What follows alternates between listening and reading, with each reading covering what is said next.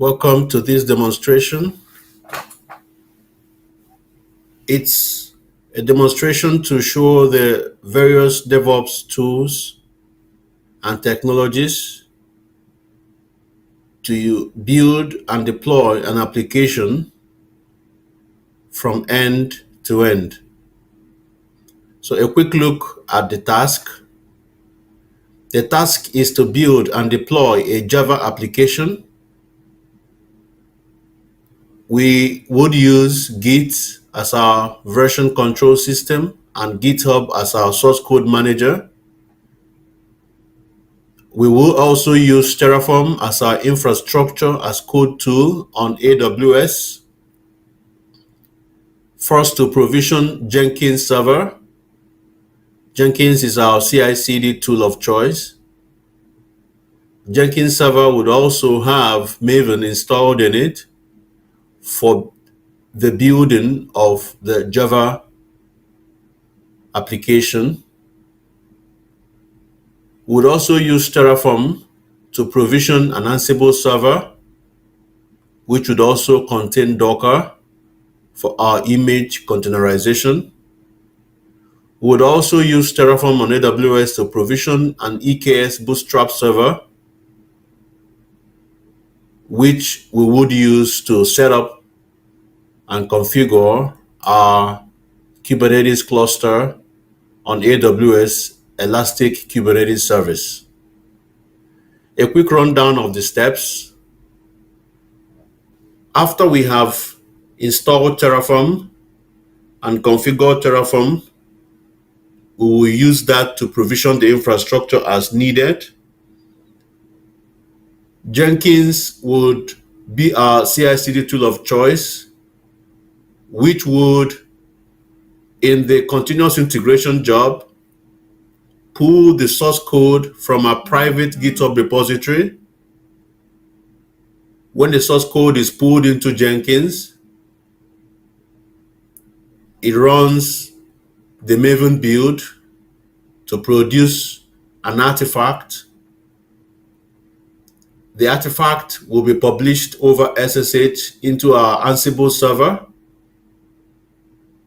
This process will trigger Ansible server to run the Ansible playbook, which would do a Docker build, Docker tag, and Docker push of our application image to our Docker Hub repository. So this would conclude the continuous integration job, such that whenever a change is made in the code in our GitHub repository, the build is triggered in Jenkins, and the process runs again to build an image and push to a Docker Hub repository. Again, we would have a continuous deployment job configured right in Jenkins, which would trigger Ansible playbook in the Ansible server to perform the deployment of our image from our Docker Hub repository. So it will pull the image from our repository, and with the Kubernetes manifest files and the Ansible playbooks already in our Ansible server, it will perform the continuous deployment job and deploy application in our Kubernetes cluster. So the entire CI/CD process is quite simple from this point. So whenever a change is made in the code, a new version is released, Jenkins CI job is triggered, and once the process is completed, it triggers the CD job to deploy the application to our Kubernetes cluster. So that's the summary of the project. I hope you enjoyed the demonstration. Please feel free to take your time with it, one step after another. Document your questions and ask them at the comment section, and we'll do our best to reach back to you with answers. This is brought to you by Mercy Boy System Solutions. Please check us out on the website on your screen.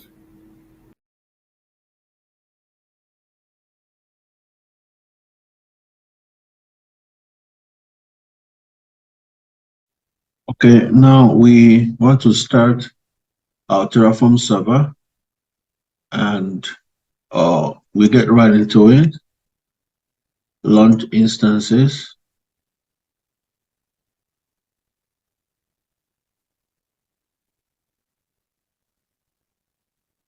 Let's call that Terraform server. And we want to use Amazon Linux 2, which is free tier eligible. Just keeping it simple for the purpose of this demonstration. We're using T2 Micro. So I have a key pair already.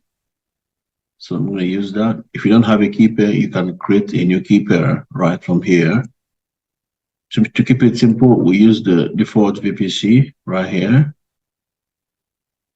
Create a security group.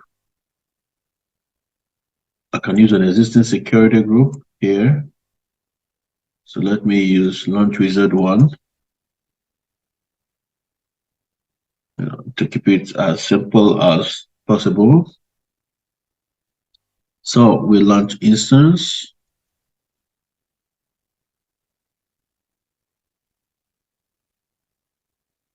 Instance is launched. So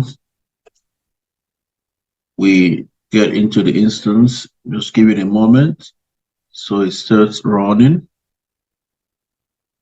Once it starts running, we will connect to it.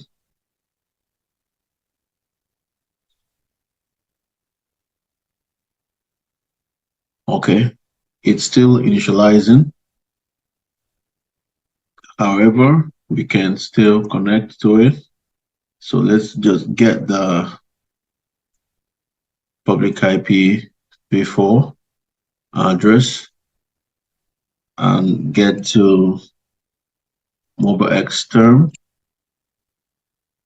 and try to connect to our instance.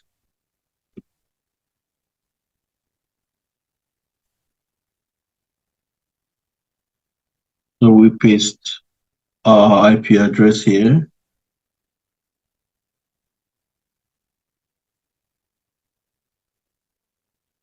Get our private key to connect to our server. So we have our key right here. So we connect to it. So we successfully connected to our server. Let's rename that Terraform. And get that out here. Okay. So let's just apply an update from here. Should be an update. Yep. Install that.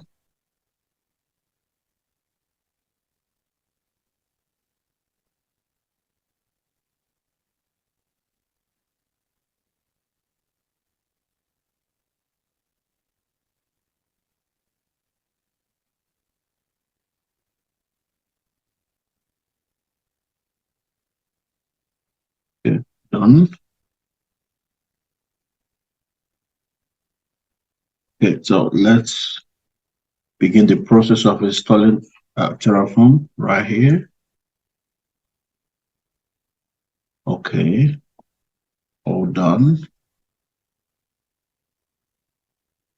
Copy the repository.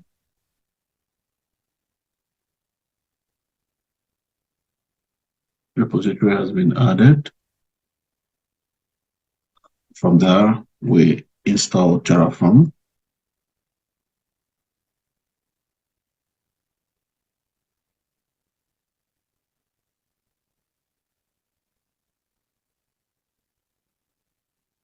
If Terraform is complete, so simply run Terraform and we see the list of commands that shows it's successful. So at this point, I want to change the host name for this. I could simply do hostname cdr set hostname. I want to call this Terraform server. Yeah, so I can restart this, reboot the server. Yes, after I rebooted it, give it a little while and restart the session.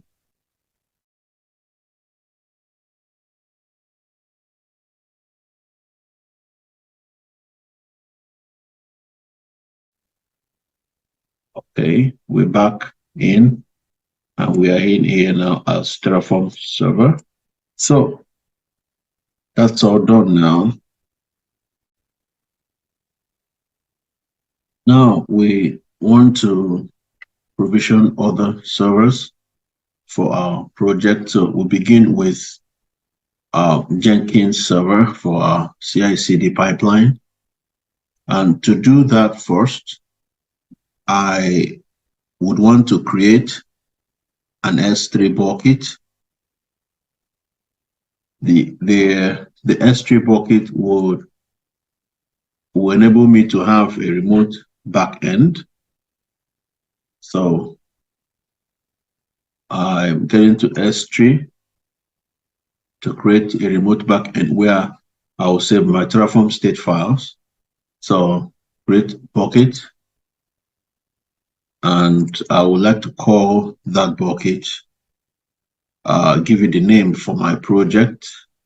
Let's call the name project register.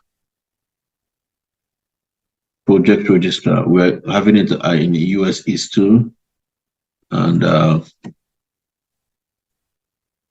ACL is disabled, and block all public access. So leave every other thing as usual. Enable versioning, and leave every other thing as default. So create bucket. So bucket has been successfully created.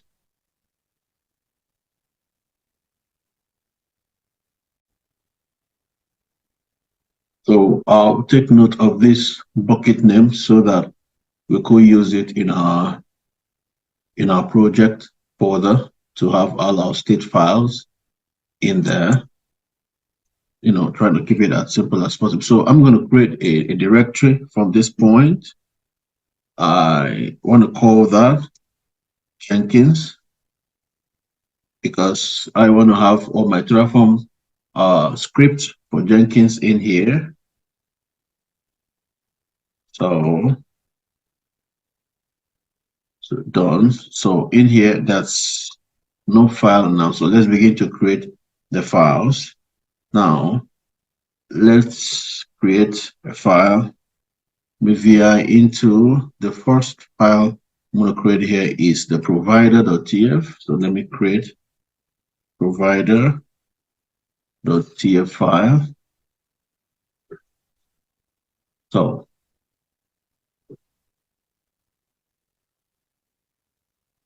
required version 4 and above. So I'll bring in my backend configuration into my script.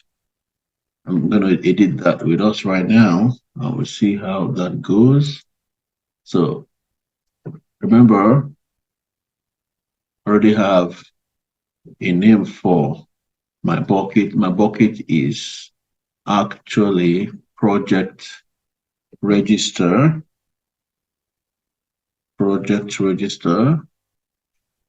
And I want to use this as the key for this particular Terraform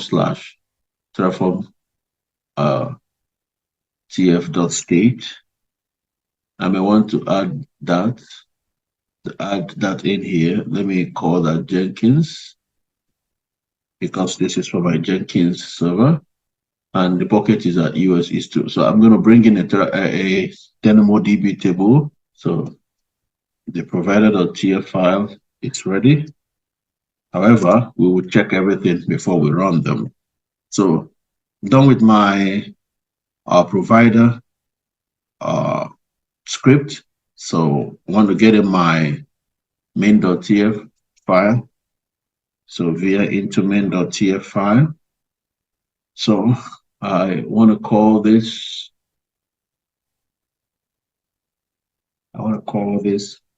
let's call it Jenkins server. And I'm going to be using a data source. The data source I'll be using will be Amazon Linux. And we won't be needing this user data, so we'll take it out. So I'll call this server Jenkins server. That's what I'll call it in AWS. So this is my main.tf at the moment. We'll sort out all of these in just a moment. So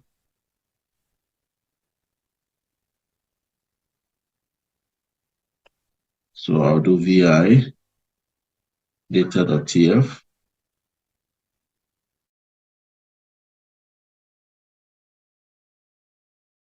Okay, so remember the name we gave our data source is simply Amazon Linux. So we could take out this so we wouldn't have an error. We have that for Amazon, and we have this for the so maybe I should just add 2 here and then go back and edit the other. So Amazon Linux 2 taken. So I'll go back to my main.tf and make sure my files are green. So Amazon Linux 2, that's it there. Okay. We are into variables.tf. The variable region is US East 2 in case we want to pass it as variable.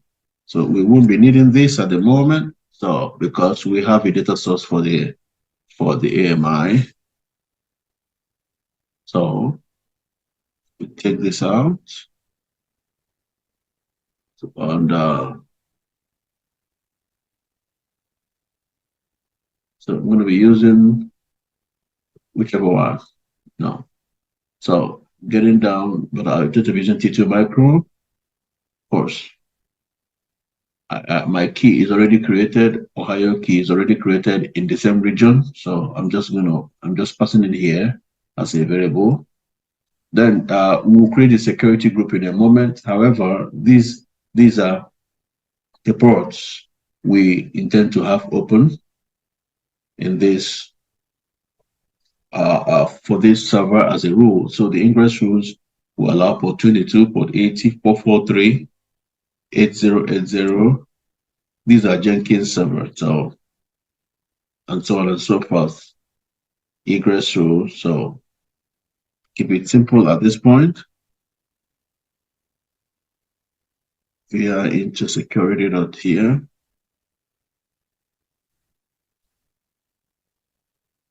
Into security.here. So remember this name, web traffic, AWS security group, web traffic. So because we're going to reference that in a moment. So let's call that my SG1, because I'll be creating a couple of them. You know, each of our servers from this point will have a different security group for security purposes, you know, keeping it simple and still maintaining the best practices. So AWS security group, and we call that web traffic. So let's call that my security group 1 at this point. So done. Now I want to edit something in my main.tf file and make sure I have that. So AWS security group. So I need to edit this.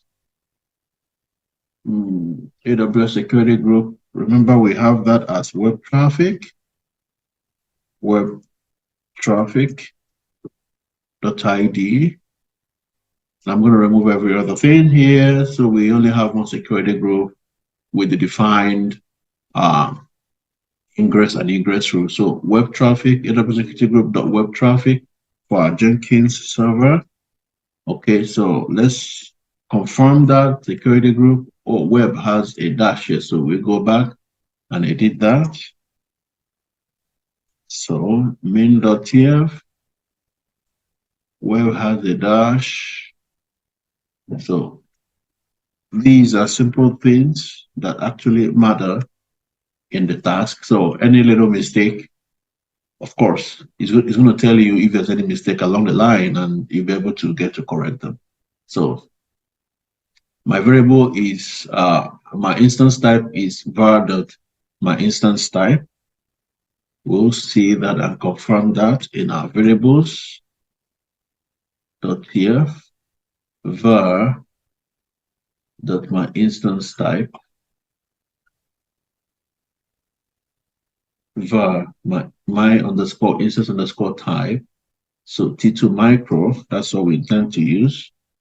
So let's confirm that var.my underscore instance underscore type. So that's it. So our scripts are ready. Okay, our scripts are ready. So let's see the files we have here. We have data.tf, we have provider, we have security, we have. So the next thing we're going to do is to modify the IAM role for this Terraform server so it has permission to communicate with our AWS account. Another way to do that is to run AWS configure, that is installing AWS CLI here and doing AWS configure and providing access key and secret access key, but that is not so secure. So the best thing we're going to do is actually to configure IAM role for this server to give it access to be able to communicate with our AWS account. So this is the server here, modifying the IAM role. So let's modify IAM role for this. Let's create a new IAM role. There's none here at the moment. So let's create a new IAM role for that. And to make it as simple as possible, I'm just going to choose create role. So I'm using it for AWS, new service, EC2, next. I'm just going to give it administrator access. So I'm just going to give it that. So I'll give the role name because I'm creating it for Terraform. So let me call it Terraform. Terraform role has administrative access and create role. Role has been created. So to get back into, it's not going to be here. So you refresh this and then you have Terraform role here created. So update IAM role for the server. So the server has IAM role administrator access to be able to access our AWS account to be able to run tasks in our account. So we are already in our script in our folder. So let's begin the process. Terraform init, initializing the backend. Backend has been initialized successfully as the S3 bucket is created, and the folder has been initialized, correctly. And we have a log file already. So Terraform init done. So let's Terraform FMT, all good. Let's run Terraform validate. If there's any syntax error, we're going to be able to see it at this moment, or any configuration error, we're going to see it, but everything looks great. So I'll go ahead to run Terraform plan. And let's see the plan it generates for us to start up our Jenkins server. So it's just going to add two things. Just going to add a security group, create a security group, and create an instance for us. So we go ahead and run Terraform apply. If you run Terraform apply, it gives you the plan again and ask for permission. But if you don't want to do that, you just go ahead and put a flag auto approve. But let's just run apply. Otherwise, you could simply run Terraform apply with the auto approve flag. And then it asks for your permission at this point, and you say yes. It continues to run that. The script is running, and in just a moment, we'll be having our Jenkins server ready, and we will install Jenkins in it and proceed with the project. Okay, so complete already. So we get into our AWS cloud, and let's confirm that the server is up here, Jenkins server right here, and it's still initializing. So we simply go copy the public IPv4 address and get to MobileXterm so we can log into our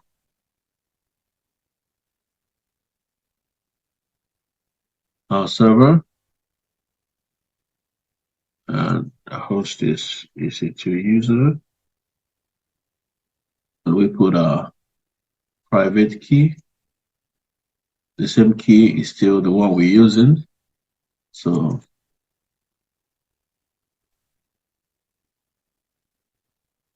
we're still using the same key as before. So there we go. So let's name that Jenkins.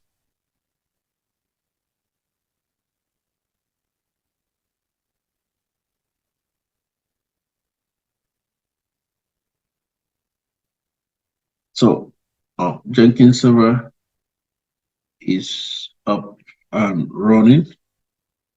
So now we will go ahead and install Jenkins in it.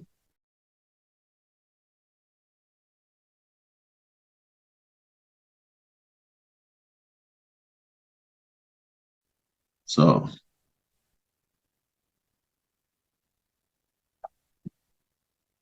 okay, let's run that as root user. So we're starting Jenkins as root. So we start the process.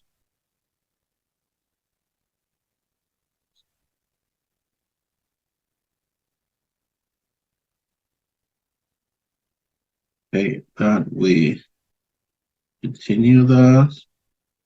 Install the Jenkins repo.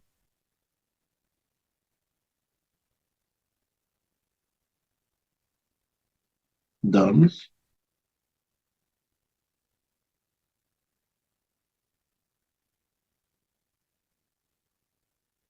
Jenkins key and imported.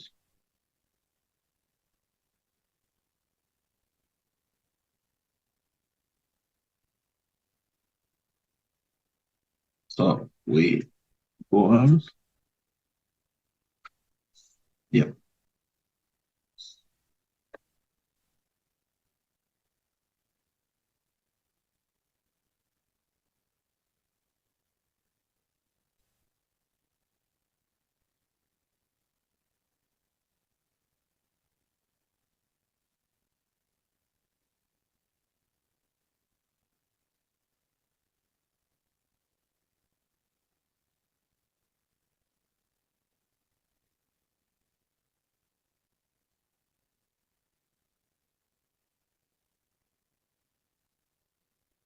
Okay, so next.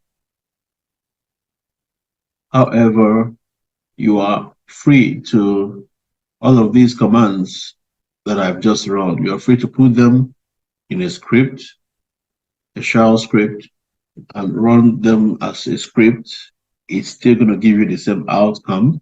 But just wanted you to see the commands one after another, and then see what the process looks like.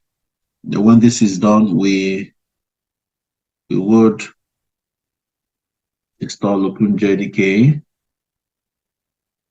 Java OpenJDK 11, so we will be able to run Jenkins as easy as possible. So yes, keep installing, complete. Okay, done. So we'll install OpenJDK 11.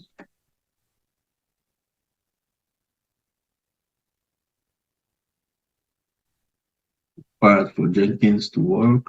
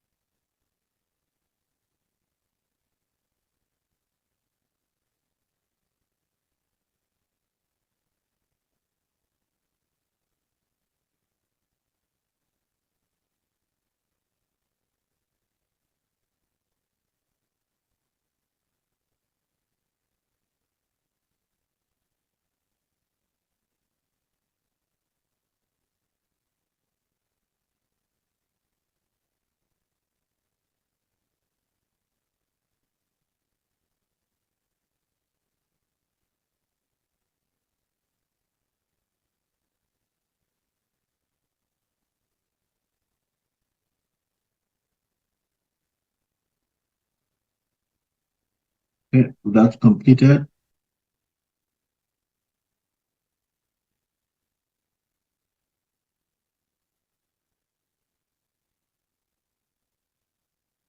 Install that.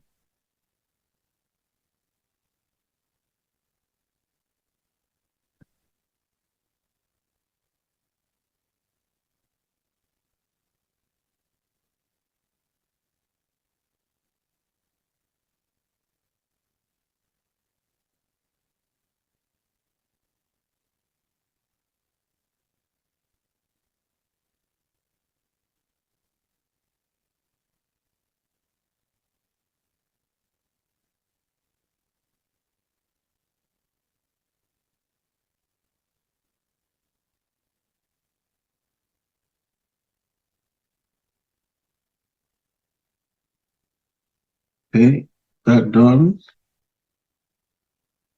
We'll go ahead to install Jenkins now. So using yum install Jenkins would install Jenkins for us.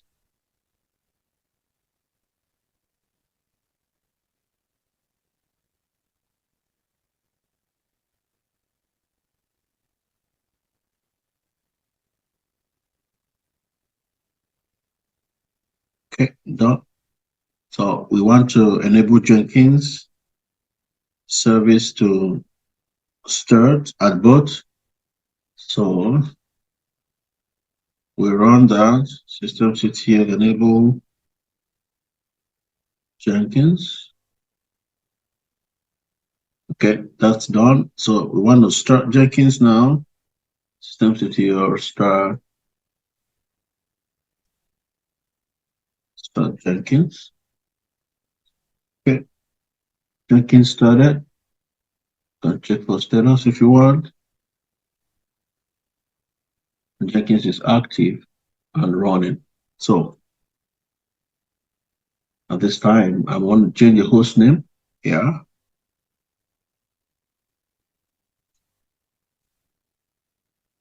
Let's call that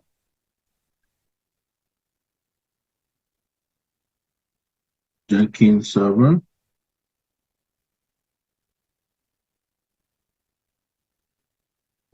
So I can reboot the server.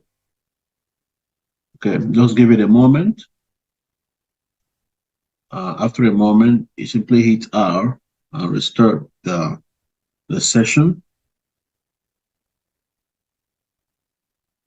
Okay, so we're ready for that for the next few steps. So get in back as root user. So you can confirm the Java version. All right, you can also confirm the Developer version. Go. So everything, is in order, and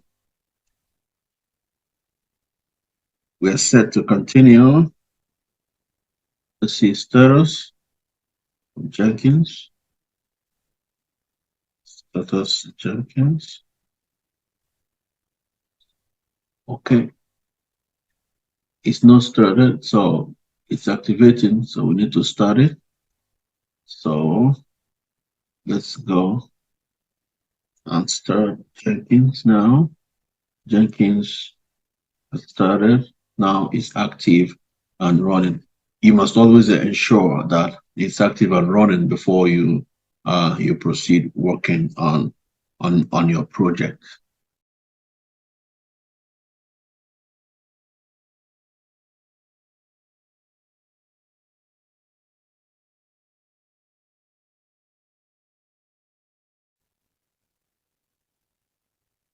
Okay, right now we want to install and configure Maven, since we are going to be running with a Java application, and Maven is one of the build tools for Java.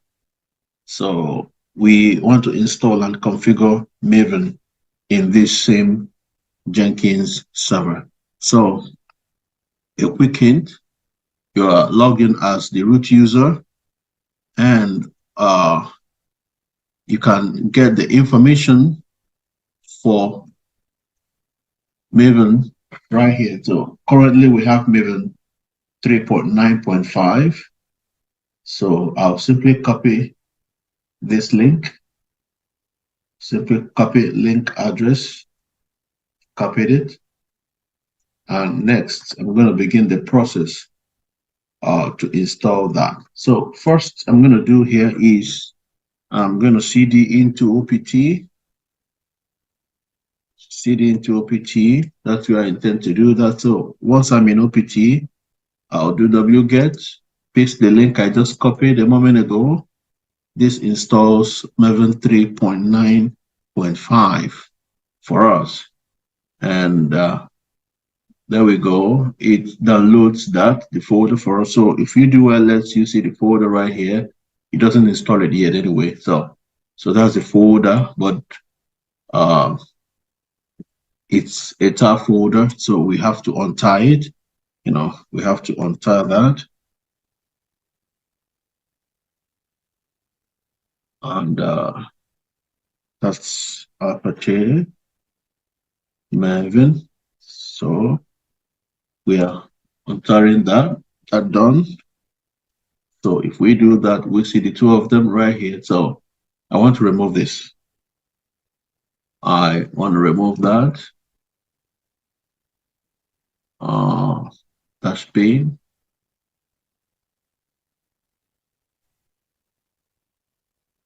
So it's gone.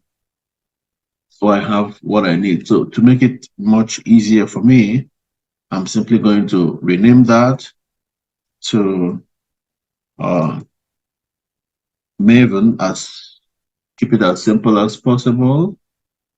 All right, rename it as Maven, and that's done. So if I do that, I'll simply see Maven right here. Okay, so having done that, so I'll cd. If I cd into Maven, now it's a directory. Okay, if I cd into Maven, I'm in Maven right now. ls You see the directories inside. So I want to get into bin. So I cd into bin right there in bin now. So these are the files inside bin. So if I run to check the MVN version, I'll get a response, but I must always run MVN when I'm in this folder. So that is not going to be so helpful. So I want to create, make some changes in my bash profile and be able to run MVN command from anywhere, and not necessarily when I am inside bin folder. So if I exit bin folder now, if I exit bin folder and run that, I'm going to get an error, no such file or directory. So to correct this, the few steps that we have to take will happen. So I cd back into the home directory of the root user, and I want to show the file. We need to edit something in this bash underscore profile. So what do we do? So we vi into .bash underscore profile. So when we vi into that, so we're right in here. All right. So, but before we make the small adjustment we have to make here, we need to find some paths so that we can use that correctly in here. So we come out of the file again. We'll still get there in a moment.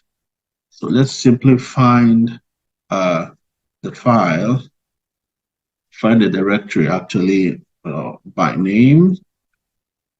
I'm looking for Java 11, anything with Java 11, and here it is. So I think I got what I'm looking for. All right, there it is. So this is what I'm looking for right here, anything with Java 11, and I got it. So I'm actually going to be needing this. I'm actually going to be needing this user lib jvm / Java 11 OpenJDK 11 point, and so on and so on and so on and so forth. So I'm going to be needing this. So I'll copy that out. I'll copy that out. That's done. So I get back into my vi bash underscore profile. At this point, I'm going to edit a couple of things here. First, I need to add the M2 home, M2 underscore home to be the Maven home to be OPT. Of course, that's where we have the Maven directory, OPT/Maven. That's where we have that. We also add the same thing, almost the same, M2. I have that in OPT/Maven/bin. That's where I have it, OPT/Maven/bin. And then finally, I'll have my Java home. That was what I copied a moment ago. Java home to be that. It's quite long, but it's a file. You got it here. So now what I'm going to add the next I'm going to do is to edit this, the path. So this path, $path slash or colon $home slash bin, and I'm going to complete that with the rest of the commands or with the rest of the paths. All right, I have that as $Java home. That's $Java home right here.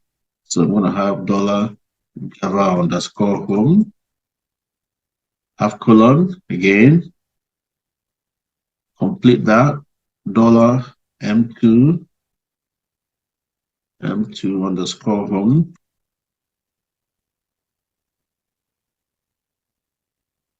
Oh, hang on a moment.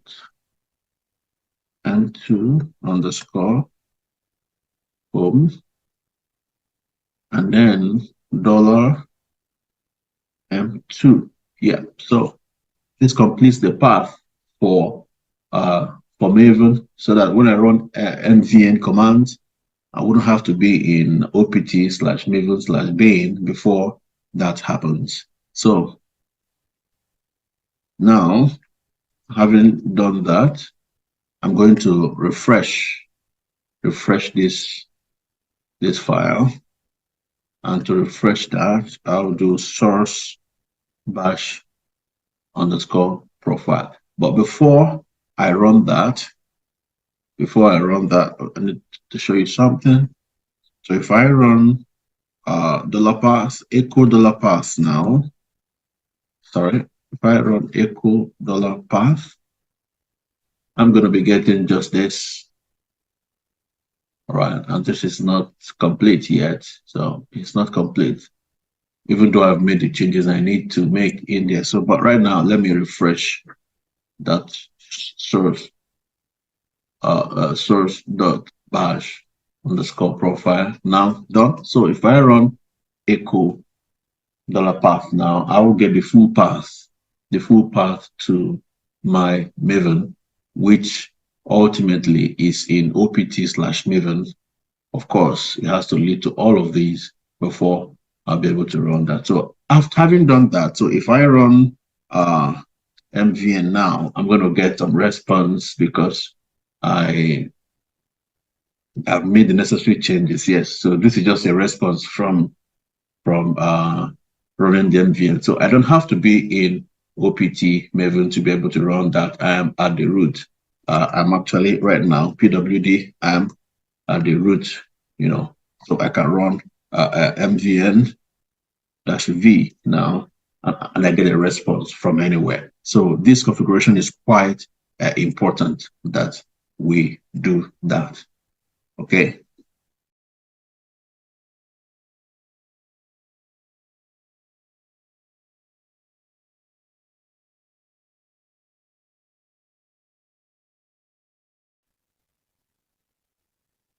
Now we get to Jenkins UI and complete installations for Jenkins.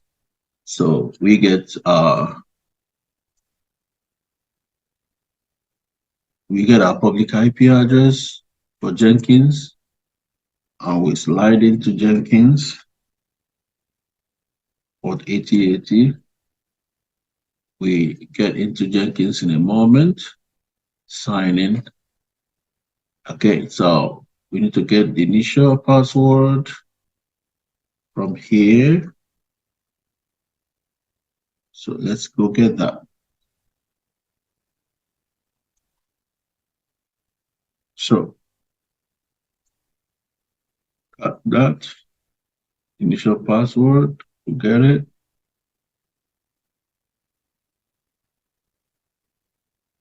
Yep, so paste that in here, continue, don't save it. Install suggested plugins. We'll be doing two things, completing this Jenkins setup now, and would also configure Maven integration within this Jenkins UI to enable us run YAML tasks as required. So just a little while.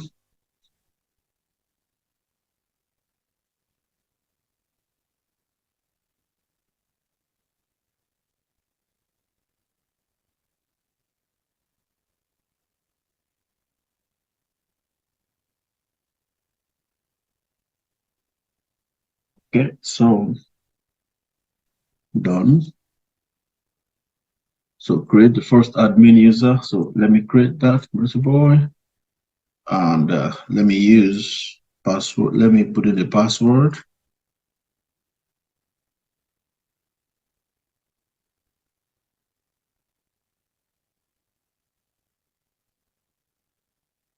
Put the Mercy Boy. Email address.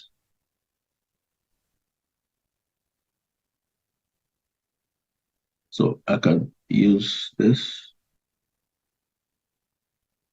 All right, so that done. Save and continue. Jenkins URL is at that, yes. Start using Jenkins.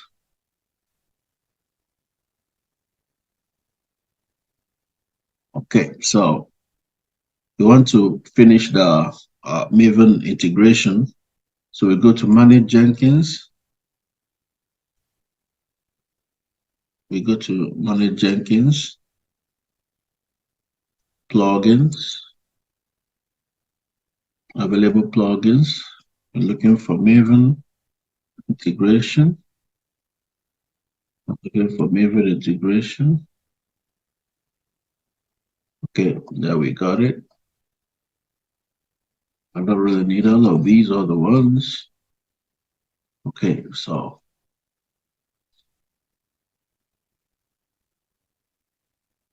Maven integration plugin, install that.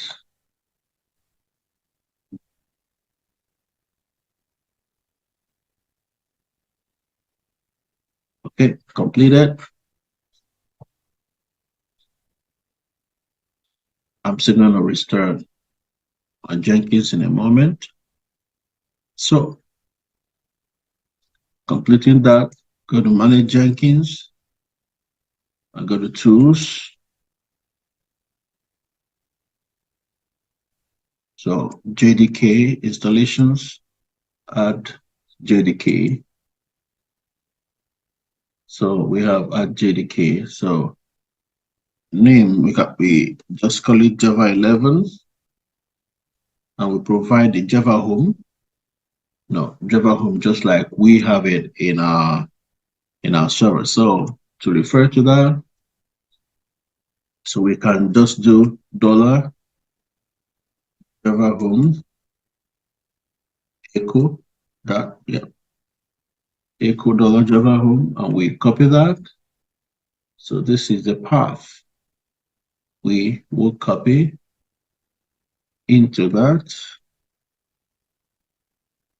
and bring it into Java home, and we paste it here. So that's done. All right, and then we get into, we're still in the same tools. You go to Maven, installations, add Maven. We can apply the first one, if you may. And then we add, name is Maven. And because we are not installing automatically, because we've already installed it in the Jenkins server, so we just need to provide the path for the Maven home so that Jenkins can access the Maven home to be able to run Maven tasks. So the Maven home for us is actually OPT Maven. If you want to confirm that, so to confirm that, back to our server, you can run echo $M2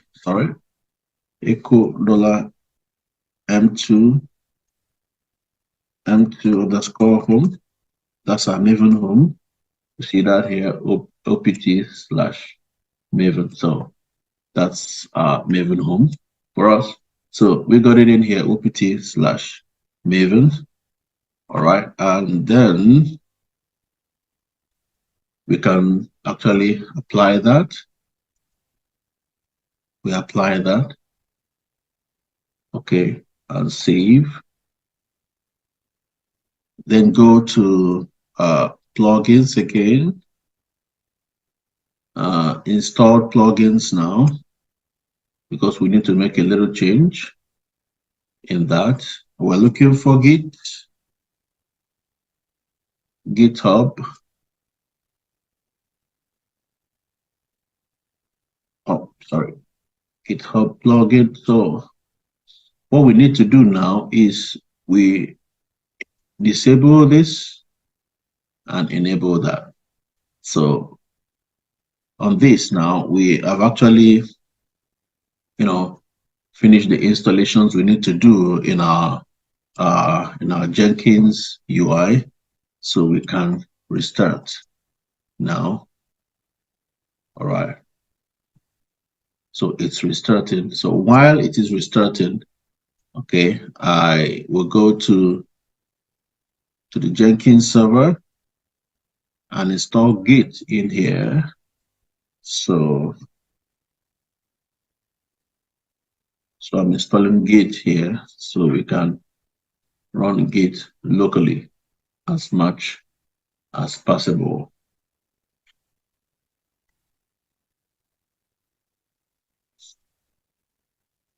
So two tasks to running, Git is being installed here, and Jenkins is restarted. Okay, so Jenkins has restarted.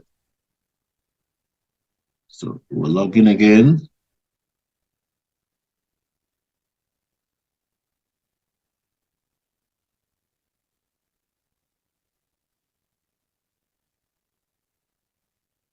We'll sign into Jenkins again, and here we are in our Jenkins UI,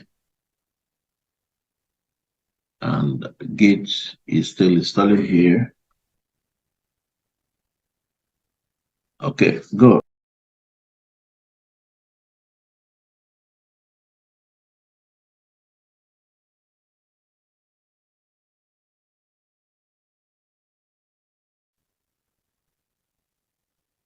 Now, having configured our Jenkins and Maven to work together, so let's just create a test job to see how it works. So call that test one. Let me call that test one. I call it a Maven project, since it's going to be a Maven project.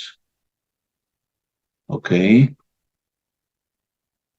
Now, the next thing I'm going to do is, I won't do anything here at the moment. We'll get to that. We're just trying to test this out. So I want to fill in the Git, the source code, the Git repository for the source code, and this is my repository for that. So I'll simply go to that, and this is the source code for that. So I'll simply, if you look at this source code, this repository is a private repository, and we will just show us how to navigate through private repositories in a moment. Of course, in the production environment, you wouldn't be working from public repository. It's going to be private. Your applications are private. You don't want your application in the public space. So that's what we are. That's what we have here. That's what we are mimicking at this point. So we have our repository here as private, and to move further, so I'll pick that. And I'll copy this. I'll go to my repository, put it in there, paste the repository. Now that I've pasted it, it's just going to see what happens. It tells me fail to connect. Of course, it will fail to connect because it's a private repository. We are going to sort that out. in a moment. So to fix that, we will create a credential that will allow us to get into this repository and clone this repository, for Jenkins to be able to clone this repository and work with it. So right now there's none. So we'll go to add, go to Jenkins. Now the type we want to add is actually username with password. All right, username with password. So we select that. The scope will remain Jenkins. So the Git username, my Git username is Dimma Mercy Boy.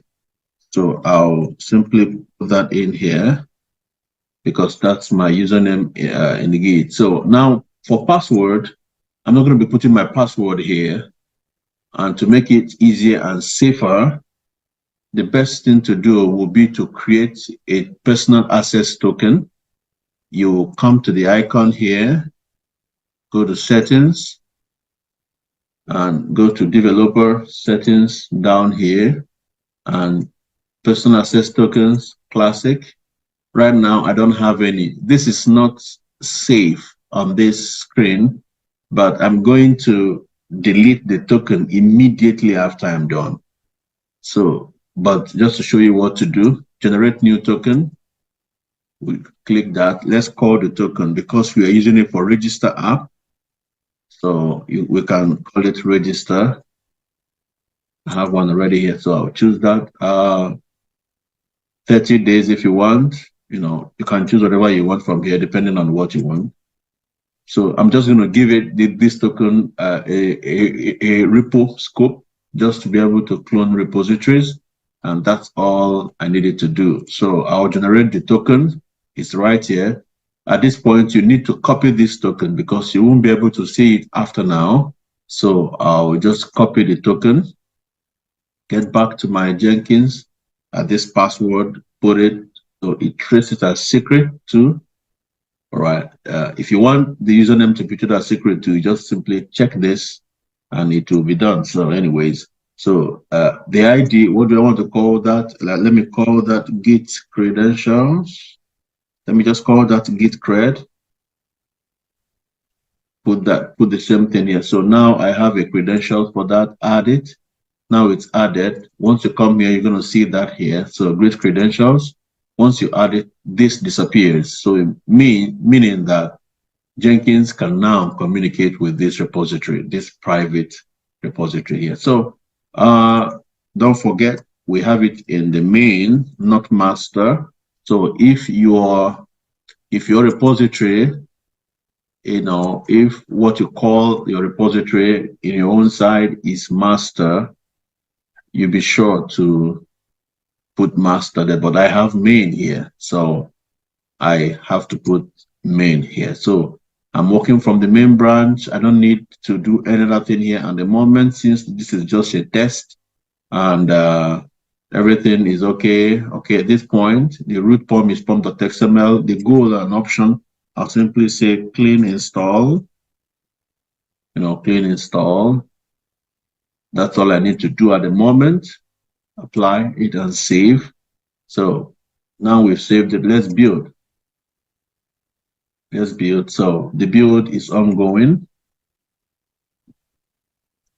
The build is ongoing, and in a moment it will be completed. Then we'll continue with the project.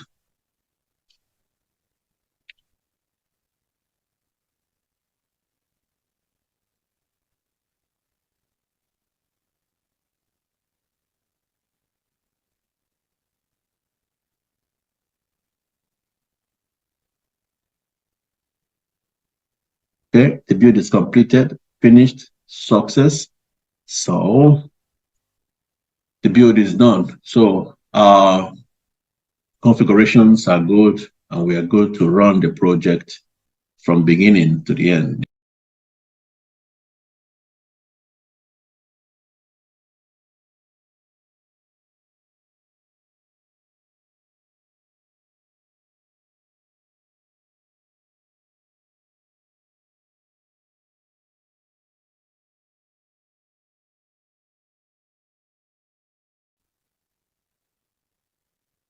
Okay, now we go to install, set up Ansible server and install Ansible in it. And we are going to be doing that from our Terraform server.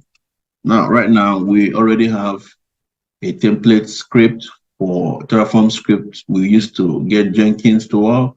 So now we're going to use the same thing, use the same script. We want to copy the script to Jenkins. And this time around, call it Ansible.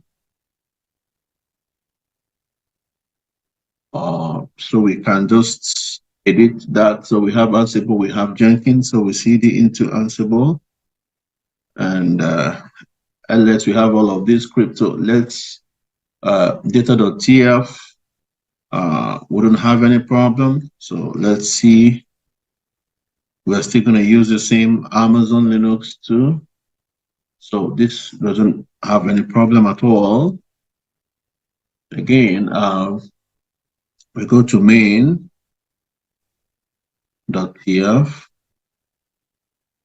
maybe edit one or two things there. We would change this to Ansible server. Oops. Ansible server, the same variables, the same key, the same. We might need to modify the security group, and the name will now be Ansible server from here. So we call that Ansible server right there. So we save and quit. So we go back into our provider.tf is okay. We do not need to, okay, we will just edit the bucket key. We're still using the same bucket for the same project. So we'll simply change this to Ansible Terraform TF state. So yeah, so that's just what we're going to change, because the Terraform state file is for Ansible server. So we'll save and quit. So we go into security.tf here, security.tf. So we have the same, let's leave it at the same thing, web traffic, it doesn't really matter. So we can call this security group 2 and call this tag below here, make it security group 2. We might have one or two changes in the variables now, so we can reflect some port ranges. So ingress rules. So we have ingress rules. I don't think we need to do much here anyways. So okay, let's just do 8090. Okay. And it doesn't really matter anyway, but just to make a few changes in there. I have port 9000 right there. I don't need that. So just to show us that it's possible to edit your settings and get what you want. We have variables, so everything is set right in here in the Ansible directory. And remember, we already configured IAM role for this, so it will be easy for us to actually start this server in AWS. Okay, backend for this. Okay, so let's make a little change. Terraform init. Okay. I see what happened here. So just a moment. So some things are going to be changing here. So I don't need this. So I'm simply going to delete this, because this actually shows that this directory has been initialized before. So what I'll simply do is I'll simply delete these files since I have a new directory. It's importing what we have with Jenkins at this time. So That's the problem. So simply remove that. We'll simply remove that. We remove .terraform, and we also remove .terraform.log. So it's out. So if I do that, I don't have any of those anymore. So if I went ahead to reconfigure this, I will be reconfiguring the Terraform state file for the Jenkins server, but that's not what we want to do at this time. So we just want to start a new server. And remember, I copied everything in Jenkins into Ansible recursively, with this flag. So I really have to remove this from here if I must work with this directory as a fresh directory, So now I can run my Terraform init. Now, so everything will go as smoothly and as easy as possible. Terraform init done. So I can run Terraform fmt. Okay. Terraform validate. Okay, in a moment. Valid. So Terraform plan. Now, Terraform plan. Tell us what we need to install too. All right. So we run Terraform apply. You just like I said earlier, you can do auto approve flag.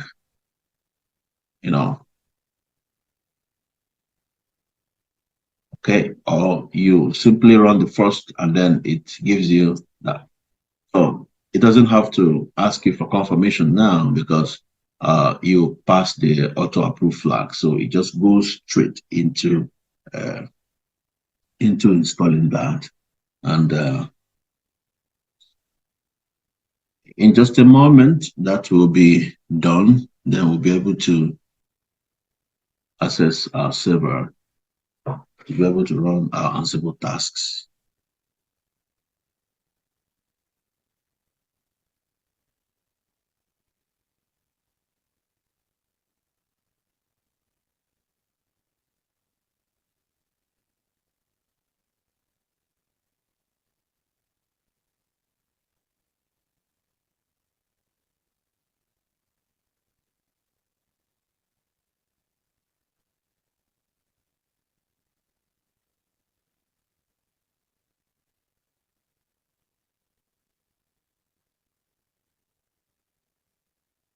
Okay, so the server has started successfully. So let's confirm that in our AWS console.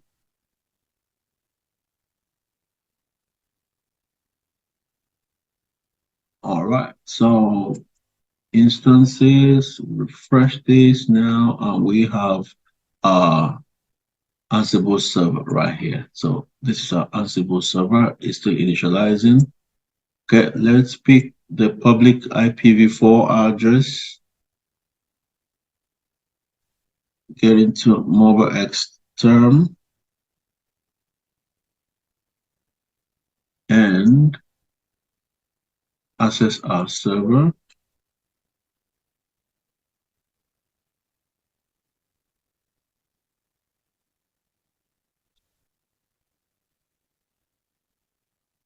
A good key.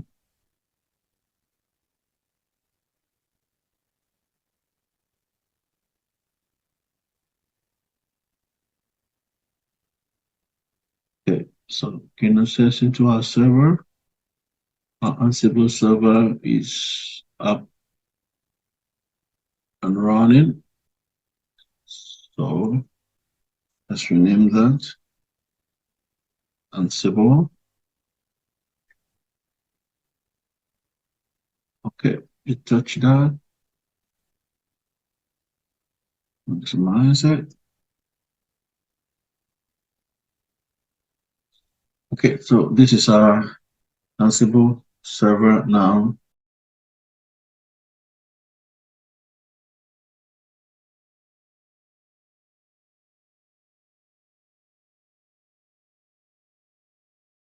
Change the host name. Change the host name.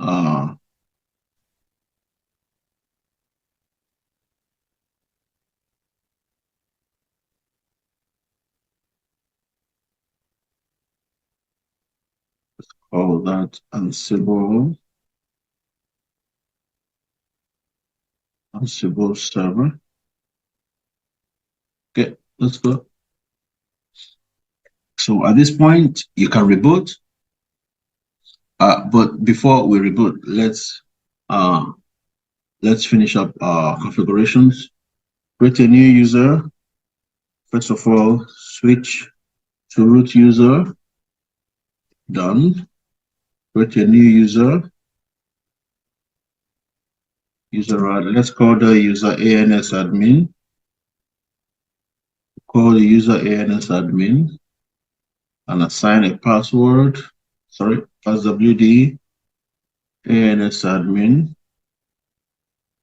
Let's give a password to him and let's give him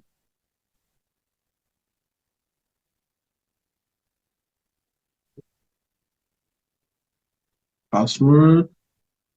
In a password. Good. So password is saved. Now let's add him to the pseudo group.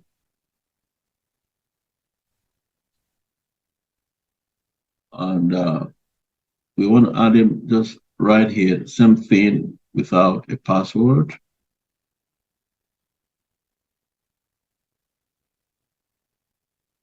So it's going to be ANS admin. That's the username.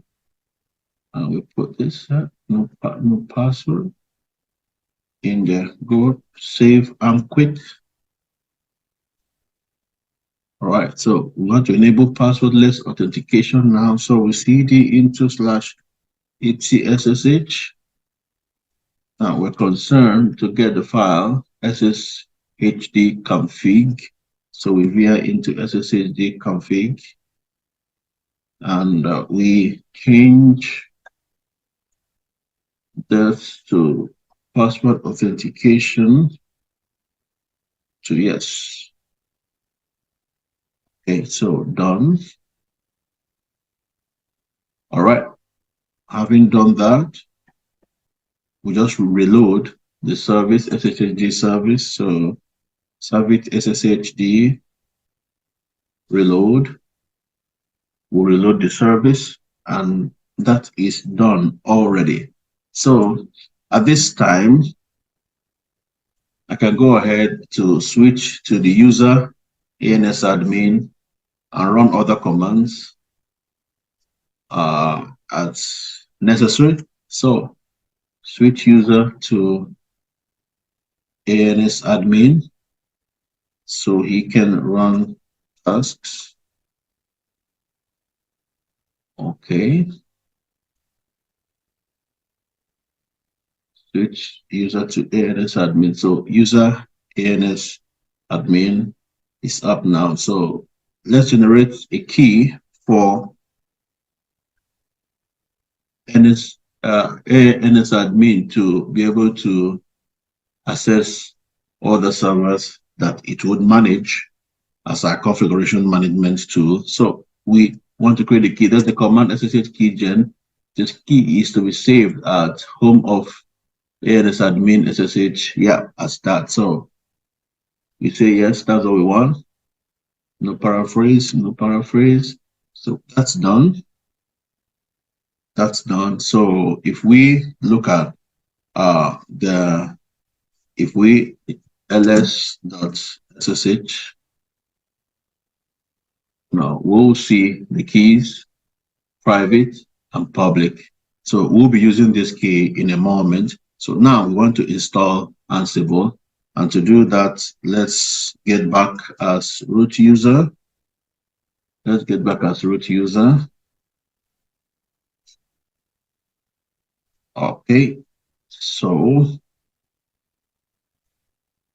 installing Ansible now.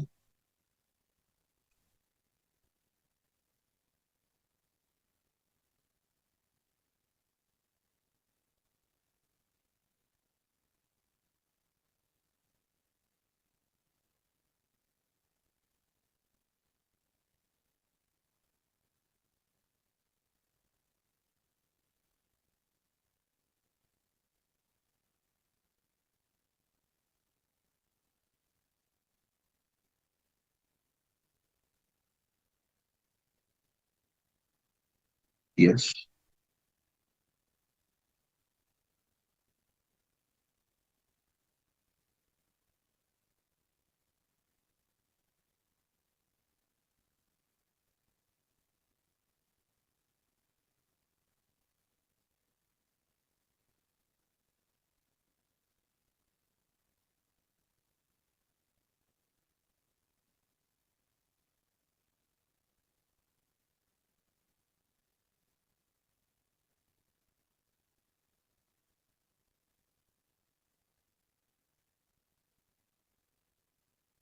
Okay.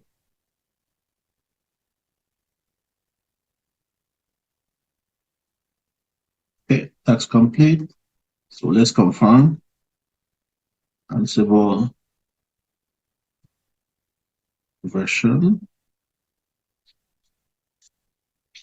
So Ansible is installed. Ansible 2.9.23.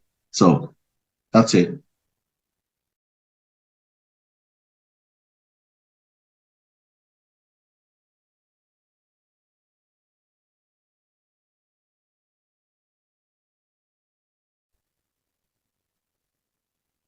Now let's integrate our Ansible with our Jenkins. And we get to our Jenkins dashboard, manage Jenkins. We go to system.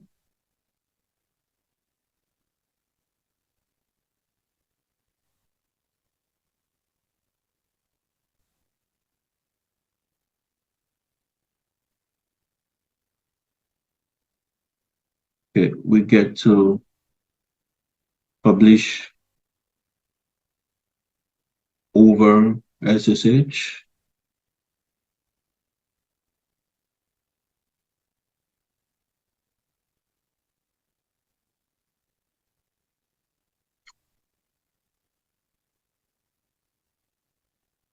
Publish over SSH.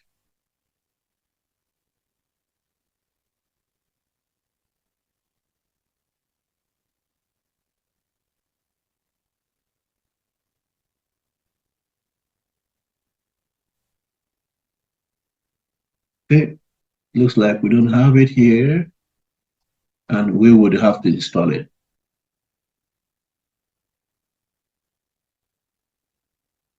Okay, save with this boy. Go back to manage Jenkins, plugins, available plugins, publish over SSH. There it is. So we install,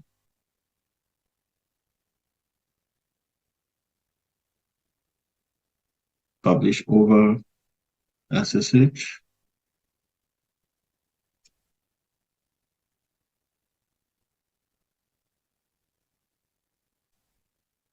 Okay.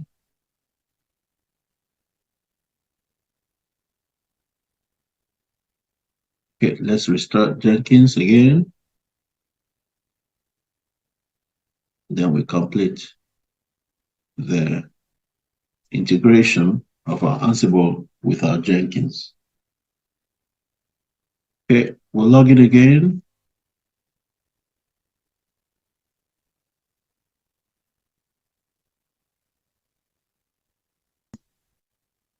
Integrate Ansible with our Jenkins. So we get into our Jenkins UI, go to Manage Jenkins, go to System. Recall that we had already installed Publish over SSH. So we scroll down to about the end, get to SSH servers, add. We want to add a server here. So let's call that Ansible server. The host name, let's get the IP address of our Ansible server right here.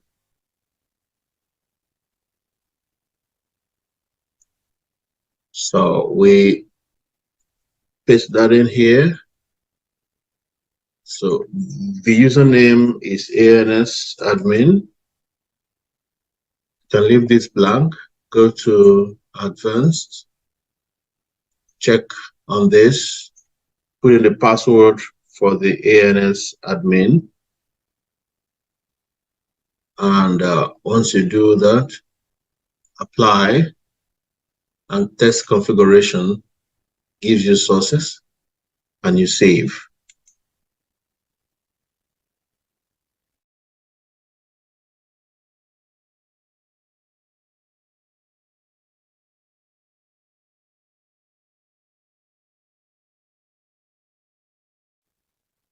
Next, we install Docker in our Ansible server so we can run Docker commands. So we create the directory. First of all, we'll cd into opt on our Ansible server with the user, and then create directory.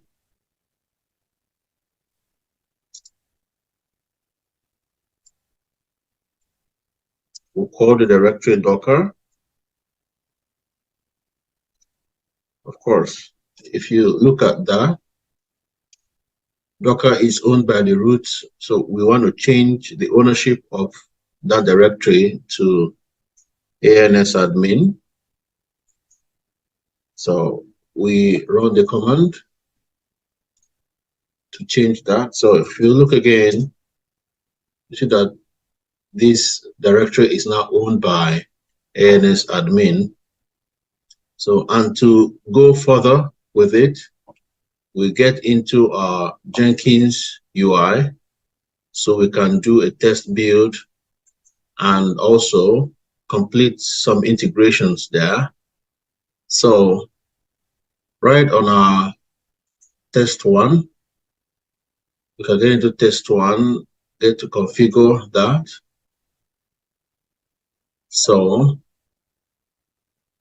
in the configurations, we want to add a post build action. So we have all of these set up, remember from earlier. So we'll simply go in and add a post build action. And we want to choose send build artifacts over SSH. So once we select that, Ansible server comes up because we've already configured it just a moment ago. And so for the transfer set and the source files, we'll add this directory, this path, web app, target, and then wildcard.war. And we want to remove prefix. The prefix we want to remove at the end of it will be web app/target. So we'll remove this prefix, and the remote directory will be /opt/docker. Remember, we just created this directory now and in our Ansible server. So ignore this, and we continue. Apply that, save that, and let's do another build. Build now. Build number 2 is ongoing.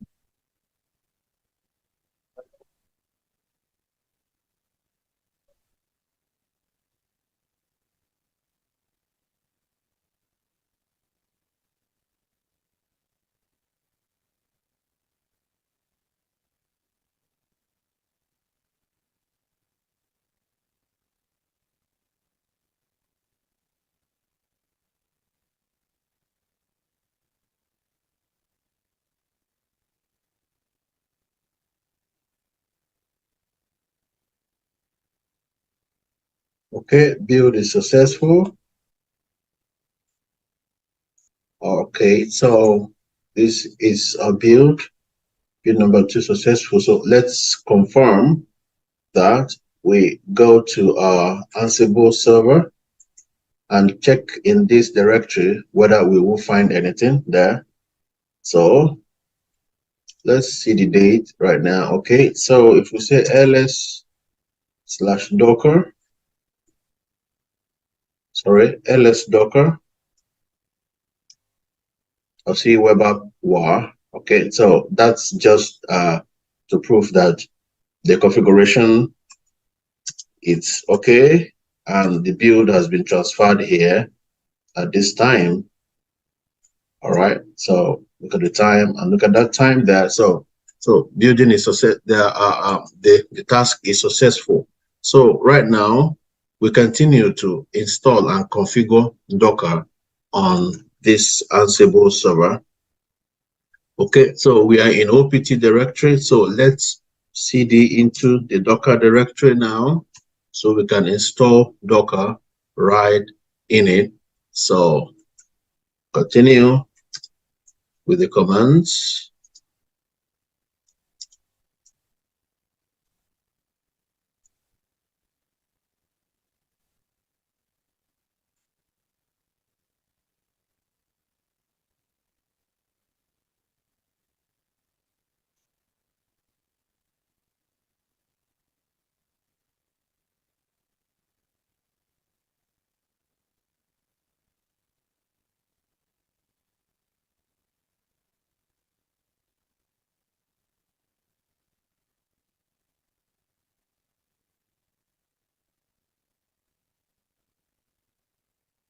Okay, so Docker is installed now.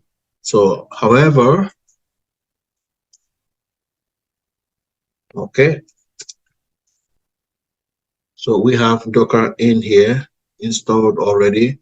So we want to change the ownership. We want to add Docker.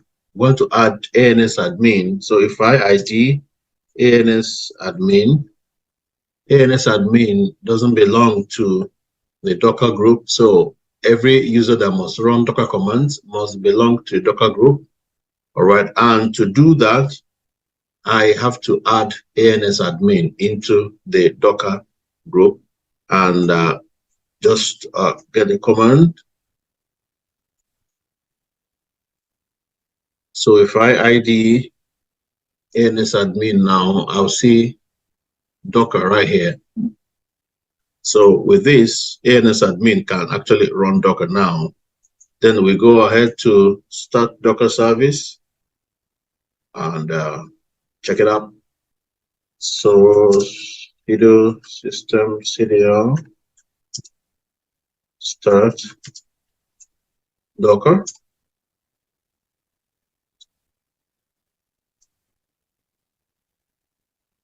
Go. So Docker is running now. So NSAdmin can run Docker commands now. Permission deny, trying to connect to socket. Okay, we're going to restart this. We're going to restart this server now, and everything will be good after that. So restarting Docker, restarting Ansible server. So after a moment, we just hit R and we'll reestablish the connection.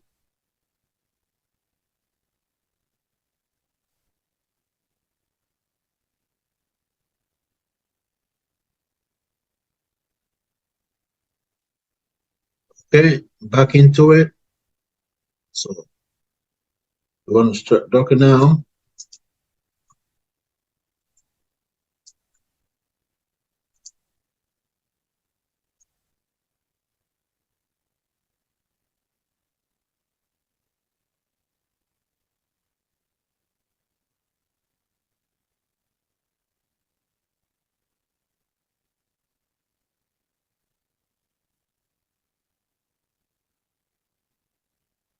Okay.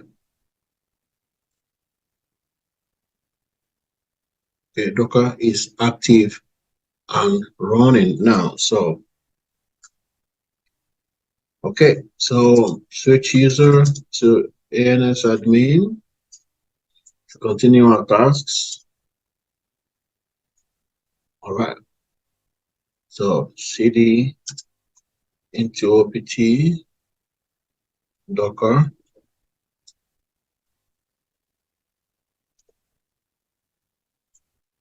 Okay, we just got that now. So I want to create a Docker file, which I will use to build the application right in here. So I'll vi Docker file.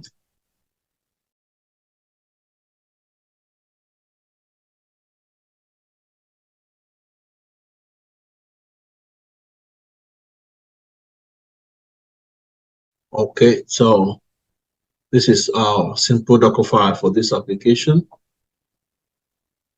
All right, so we copy that into web apps. At the same time, I want to rename this into register.war.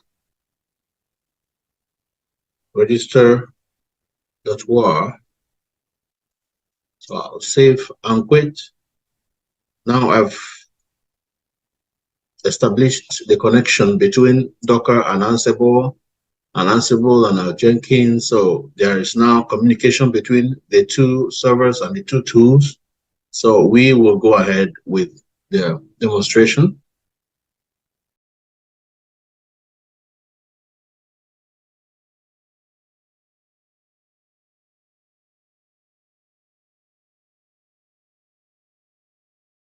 Okay, next is we create Ansible playbook to create Docker image and to copy the image to our Docker Hub.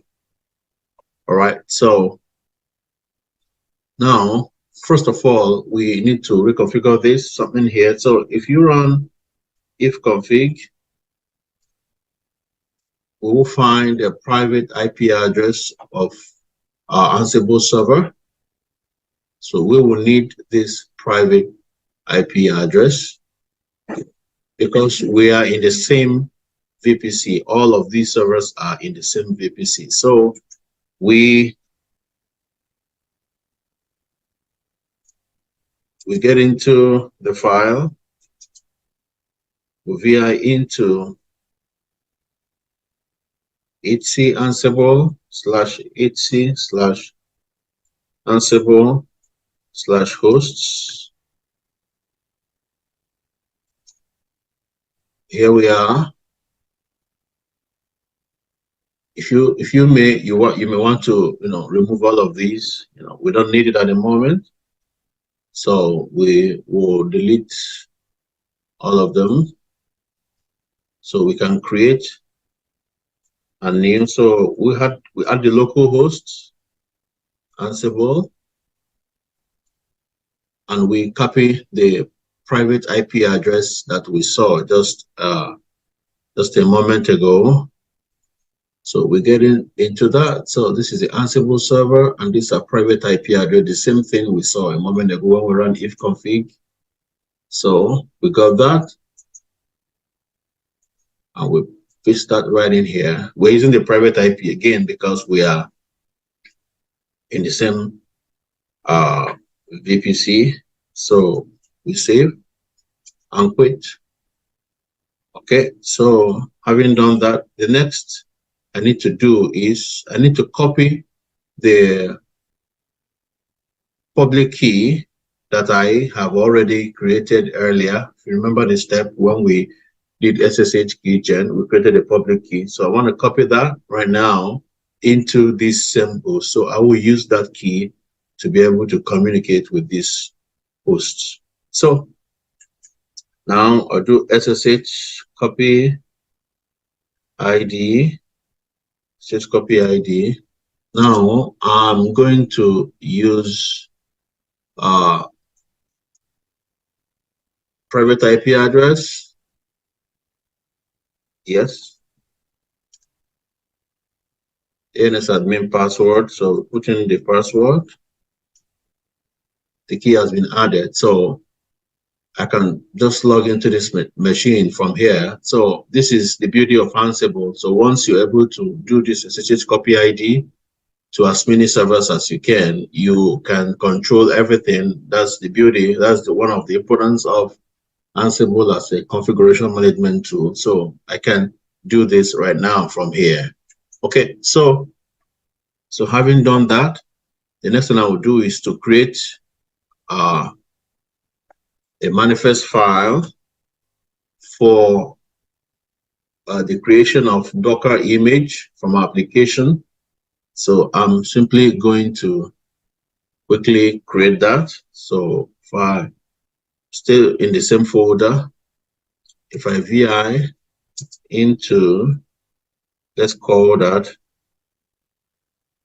register, let me call that a register image, register CI, let me call that register CI.yaml. Okay, so copy the manifest into it. So this Ansible playbook will run on the hosts Ansible, which is our local host, and it will create Docker image with the command. It will tag the Docker image as this, and it's going to push the Docker image to my repository, So save and quit. Okay, now let's test that. Ansible playbook, register.ci.yaml, check.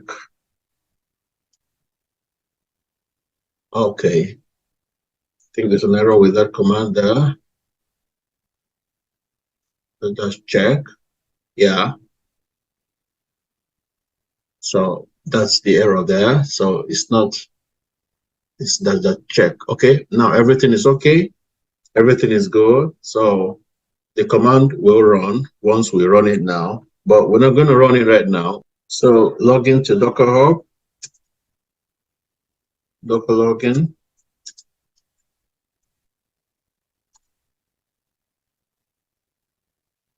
Password, done. So now we can run the playbook now, and I'll see how it goes. So I'm gonna run the playbook. That's Ansible playbook.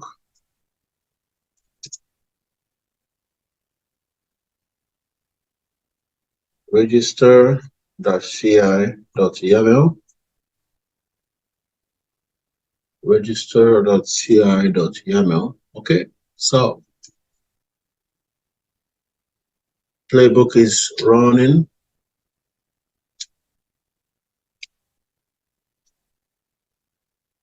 Good. So the playbook has run completely.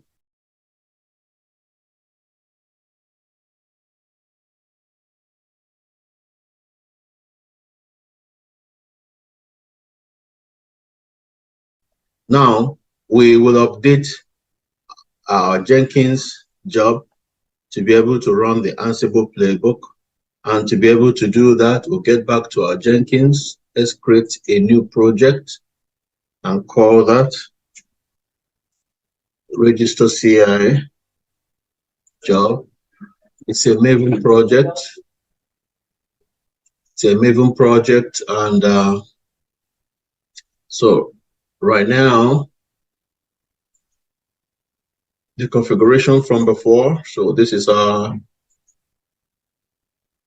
repository URL. Paste that in here. So it's a private repository, so credentials are required. So we have set it up already before. So remember to change that to main. And we won't change anything much at this point. We'll change the goal here to be clean install. And we'll add a post build action to send build artifacts over SSH. So we have this configured Ansible server. Source file will be web apps /target wildcard anything.war. Then we'll remove the prefix web apps /target. Remote directory is opt docker. If you remember from the first place we filled it in, so opt /docker. Now, because we want to run the Ansible playbook now from this point, so we run the command to put an exec command to run the Ansible playbook.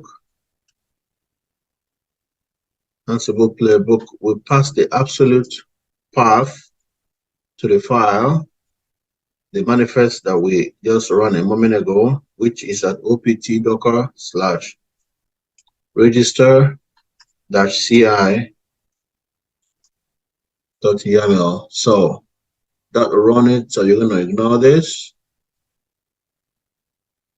apply, and save, and build. So this completes our CI job, which begins from cloning from our Git repository, doing our Maven build, which involves the compilation, the building, and producing the artifact, and the artifacts copied to Ansible server. Ansible server executes the Ansible playbook to build the Docker image. And once the Docker image is built, the Docker image is tagged and pushed to the repository, which we would see in a little moment.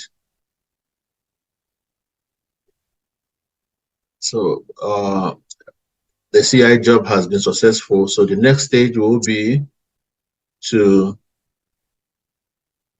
start and complete the CD job and then put the two of them together. Okay, so successful this time. So the build is successful. So we check our repository right now. So we'll refresh that. And we have our image, application image pushed a few seconds ago.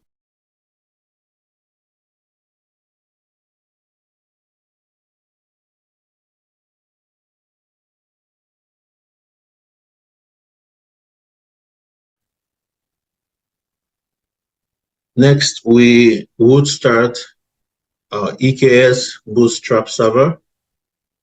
And remember, we've been using Terraform to start up our server. So right now, I just have two directories with installation script. So I'm going to create a third directory and copy. I'm going to copy what's in Ansible and call that EKS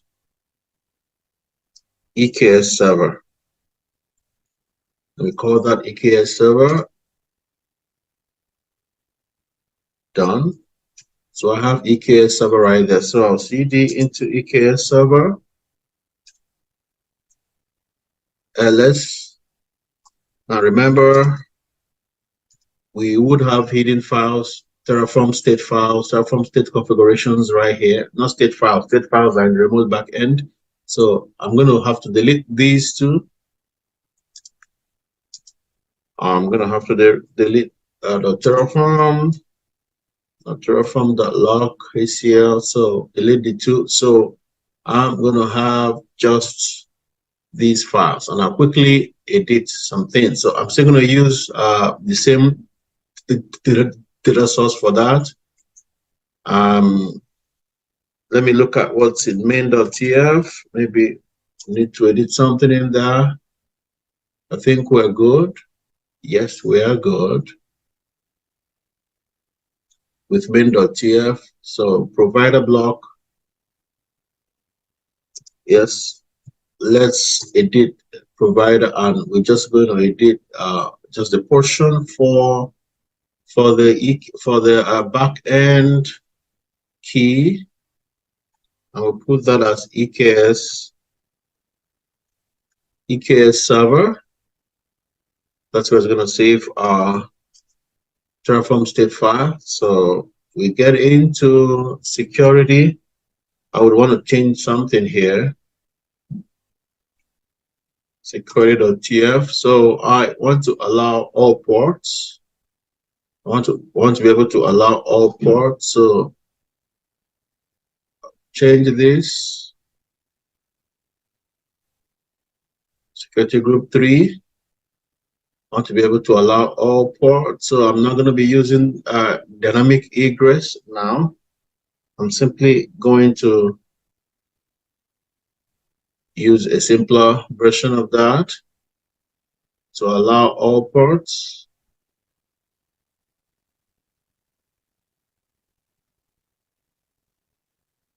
Okay.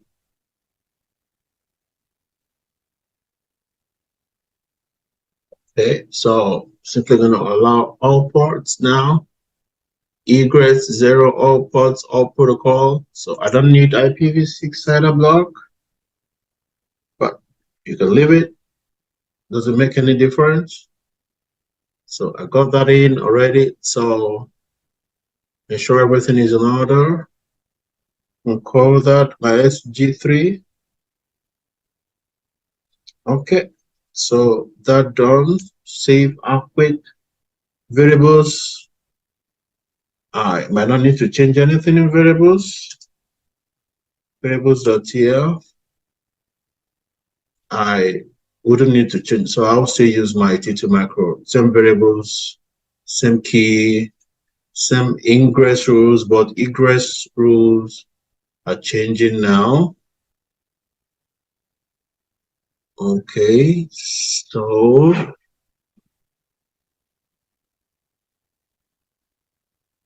all right. I think I'm also going to change the ingress rules now. So we are not going to have any problem anywhere.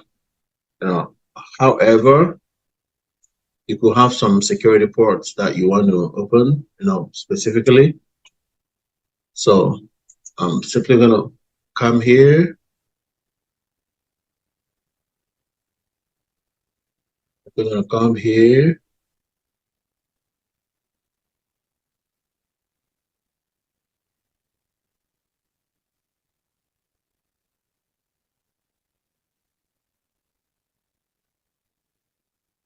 I'll put that, and then I'll edit it.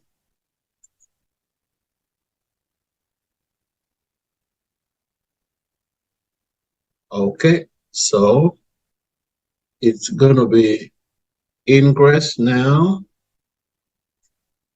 It's going to be ingress. I'm going to open all ports now in ways, but that's not so advisable, but you can do that. I don't need IPv6. So all ports, all protocol, and that does it. This is not so advisable. It's better you work with definite ports, so especially for the ingress into your server. So, but right now, I wouldn't want to spend more time in explaining that and putting in the definite ports I need to just get this demonstration done with. So that's saved. My variables are all saved. So I have my EKS server coming up already. And so I run my Terraform init, initializing in progress. Okay, initializing done. So Terraform FMT done. Terraform validate.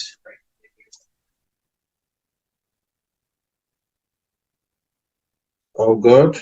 So Terraform plan.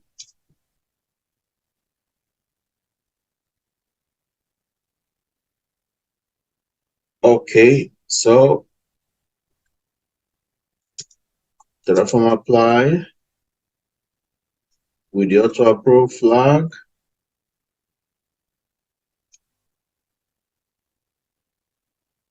So our server is going to be up in a moment.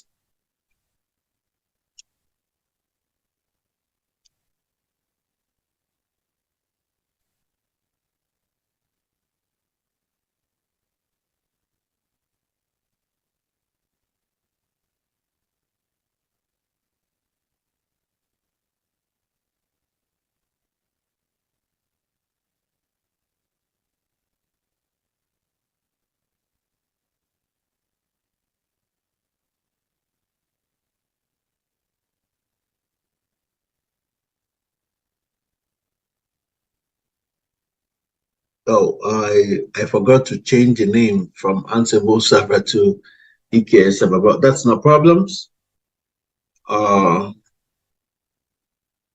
That's no problem. So I'm going to go to the AWS account. I'm going to go to the AWS account. It's going to be a little bit confusing because we have another Ansible server right here, but I will change that right here now. So 09 here. So this is the new server. It's not actually Ansible server. So I will rename it here, keeping it simple. So I can call that EKS server. Yep. Okay, so EKS server, I'll copy the public IP v4 address because I want to get into it now.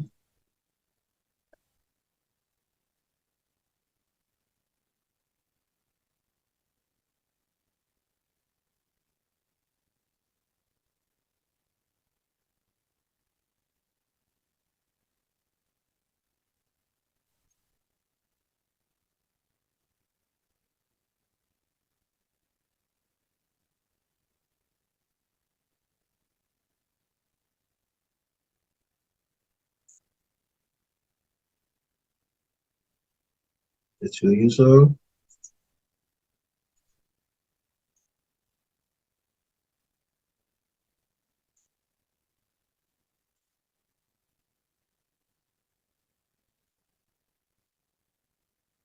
Okay, our EKS server is up. We'll name that EKS.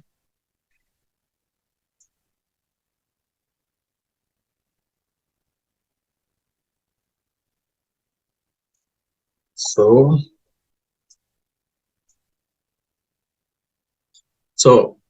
right there in our EKS server, so let's change the host name.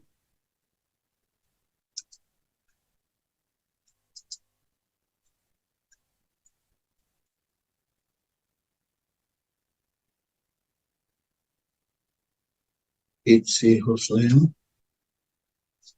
So change that.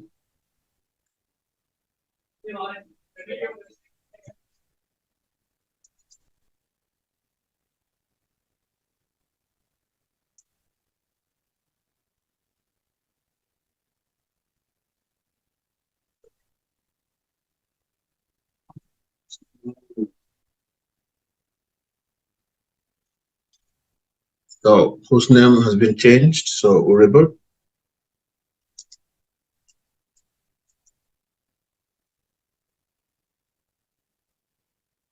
Okay, so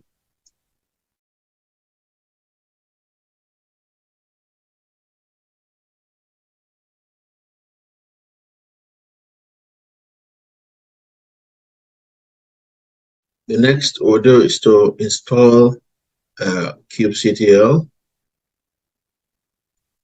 and we'll refer to this for the installation of kubectl. So we want to install the latest version of Kubernetes of kubectl. So for AMD64, so we just copy this.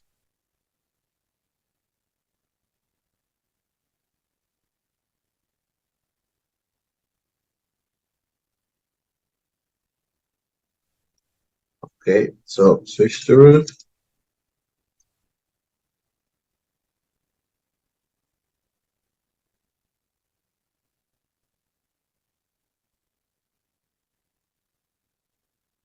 Okay, done. So go to next.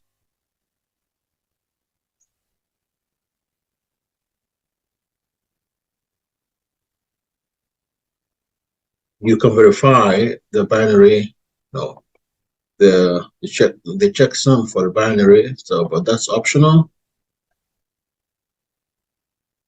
And now we change the permission, add executable permission to it. Of course, right here we have kubectl already in here. So if you check that, there's no executable permission here. So we want to add that, and that command does that. Okay, so that's done. So it now has executable permissions. Now we go to the next step, which will be to move it into the /bin directory, because all our executable files are supposed to be found in the /bin directory. So we're going to do that right now.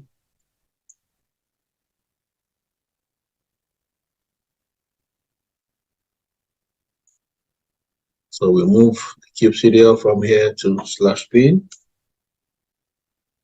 So it's no longer going to be here, but it's going to be in if you ls/bin.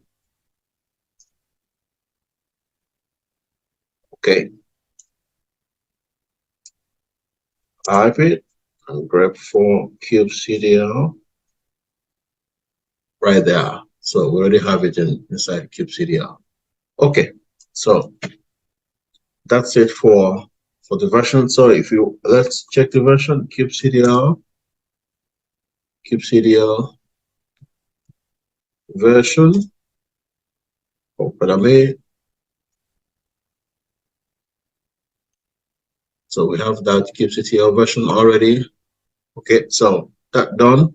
So the next task would be to install eksctl, which is the command line tool for EKS, and that is going to install that for us. Now, temp directory.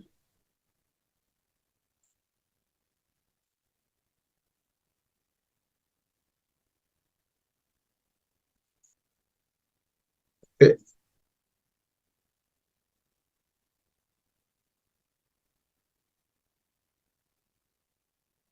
All right, so we cd into temp directory. All right, we're already in temp. So, and then we move that. We move the, if we ls temp, we'll find our eksctl, and we want to move it into our bin directory. Again, it's one of our executable directories. So we move it into bin. So this command will move that eksctl into /bin directory. So that's done. So if we run eksctl version, so we have eksctl installed already. So that's it. So the next thing we're going to do is we want to attach IAM role to this server, EKS Bootstrap server. So let's go right ahead and add the roles as necessary. So we go into our AWS console, security, modify IAM role. I want to create a new role for this. Just try to make it as easy as possible. Create a new role, and want to create role, AWS service, use case EC2, next. So we'll search out some roles. So for Amazon EC2, full access. Amazon EC2 full access, right there. We select that. That's done. The next policy we're going to attach is AWS CloudFormation. AWS CloudFormation full access. CloudFormation full access. So we attach the policy. The next we're going to attach is IAM full access. IAM full access. We attach that. And finally, we also attach the administrator access, to be able to run our task for us. So we have 4 policies already attached. So next, let's name this role EKS role with all of these permissions, policies attached. So we create role. Okay.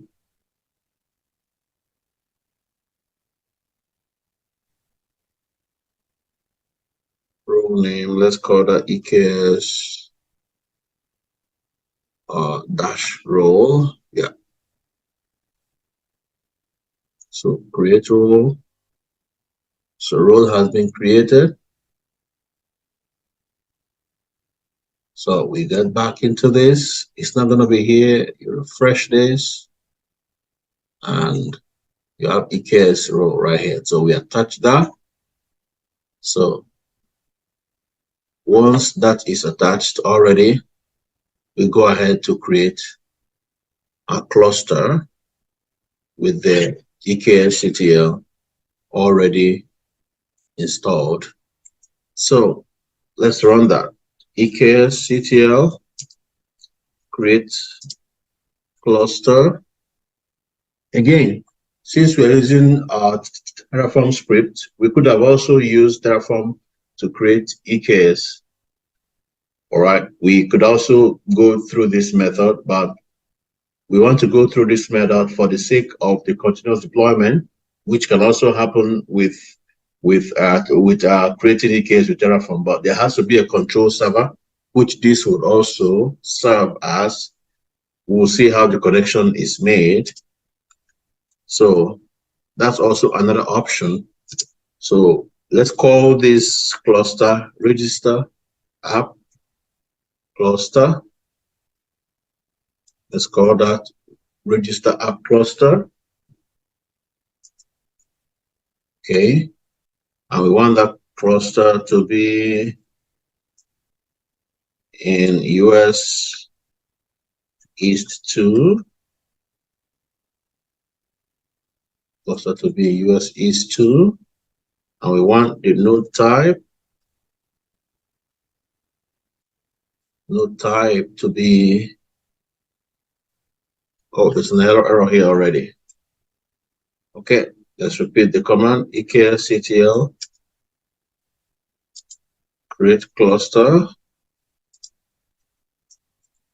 Name should be register app cluster.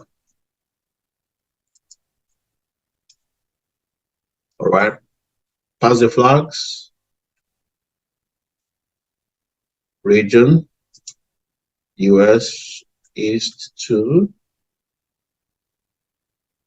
US East 2. Node type will be T2 micro. Okay, I can just use T2 small. Let me use T2 small, make it simple for everyone and anyone. Okay, so that's the command I need to pass. Now, this is going to take quite some time, so I'm going to pause the video and we will get back to it once the cluster has finished running or set up.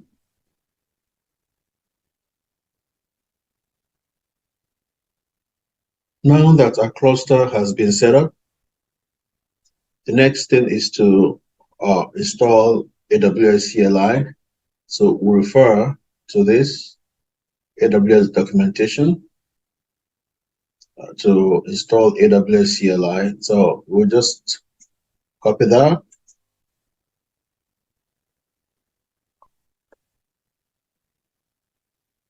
Get to our terminal.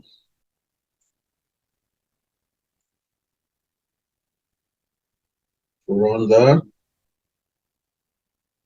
So AWS CLI is installed already. One moment.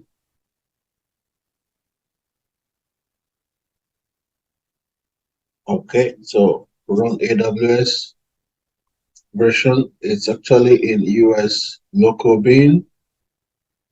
Okay, so now that AWS CLI has been installed, so we'll run the AWS EKS command.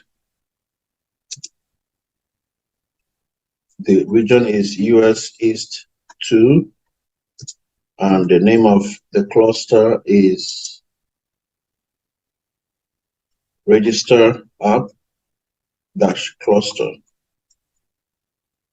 So the kubectl, the kube command, kube config has already been updated right now. So if we run kubectl get nodes, yeah, we have our nodes ready. Kubectl get pods, no pods in the default namespace. So our cluster is up and running now. And so the first thing we need to do now is to create a deployment manifest file right in this server. And so let's create that. Let's call that register deployment.yaml.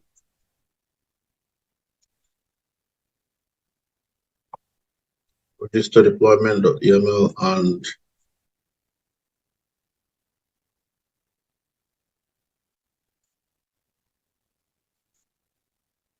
so this is the manifest file. Ansible register app is a deployment from the Docker Hub.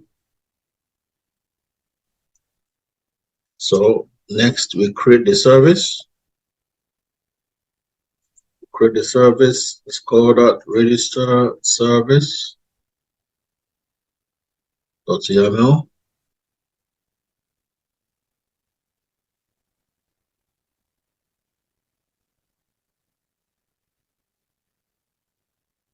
So put that in there. So that's the service for that.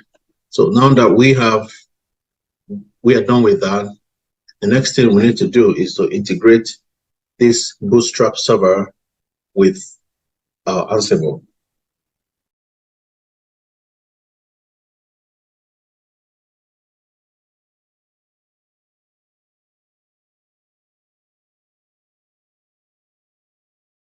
To be able to do that, we need to make some changes in this Bootstrap server. So we vi into etc sshd config, and we enable password authentication. We enable password authentication. Now we've done that, so let's assign password for the root user.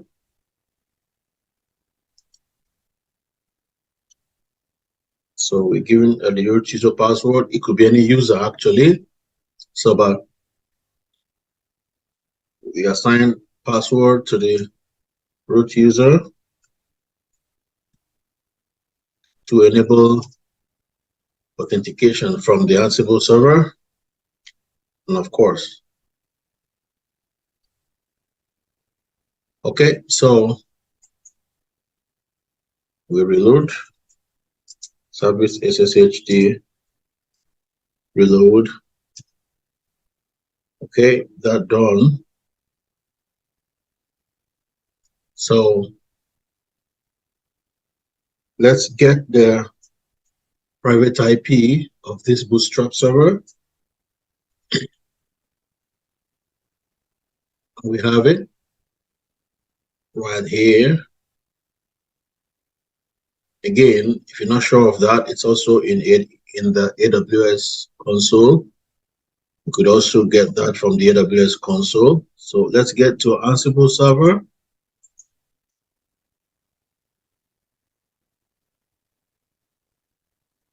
Switch user as Ansible admin.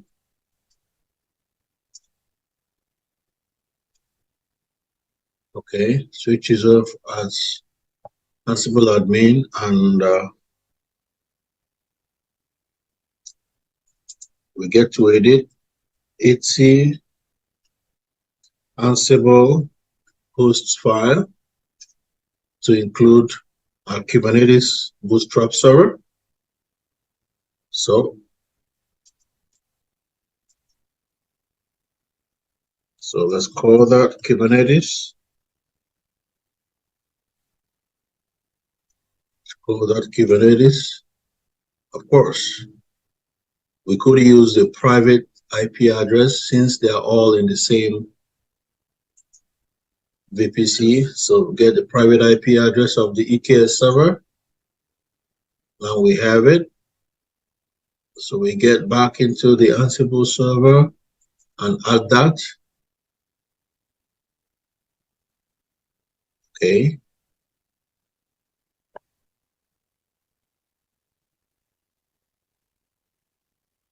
Add it. Save and quit.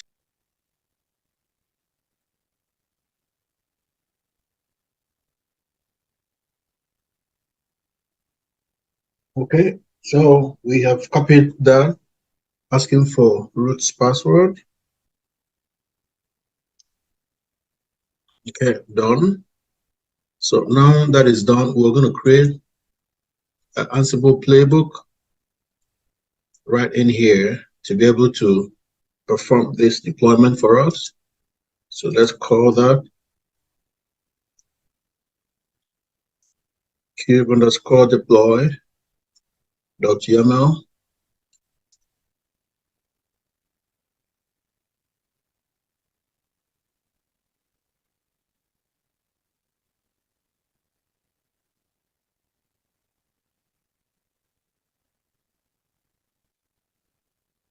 Okay, so get that in here.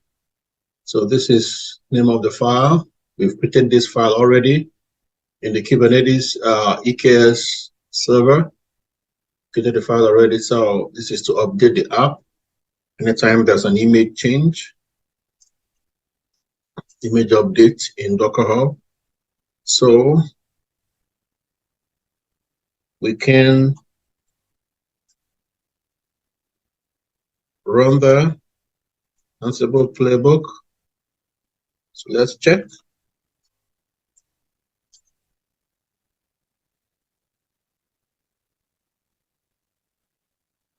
Yep.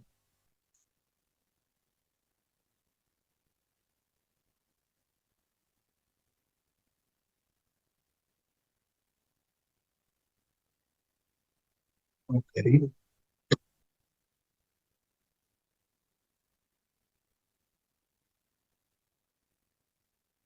All right. So let's now run that. And let's have an idea what we gave. So it's all deployed. So the application has been deployed already. That's just to test the configurations. So to confirm that, we have the application running here. Okay, so that's the application running, and that's the load balancer, DNS name, so with which we can use to access the application.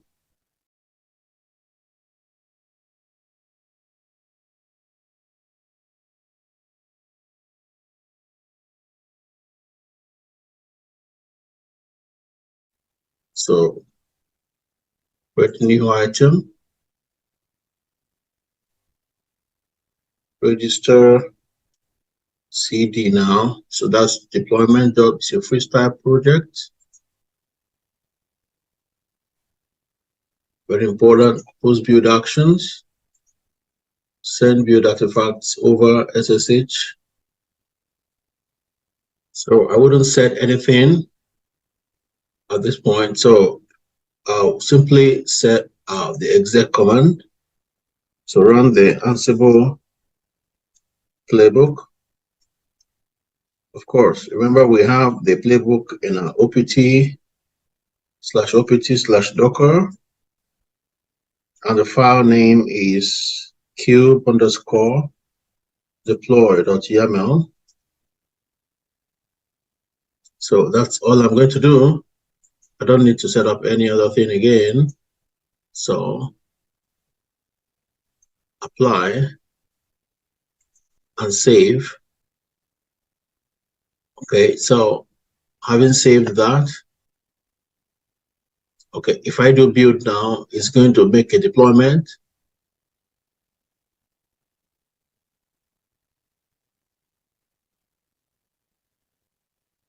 Okay, so it just made a deployment. So node file was transferred. Okay, so right now we want to integrate the CI job with the CD job.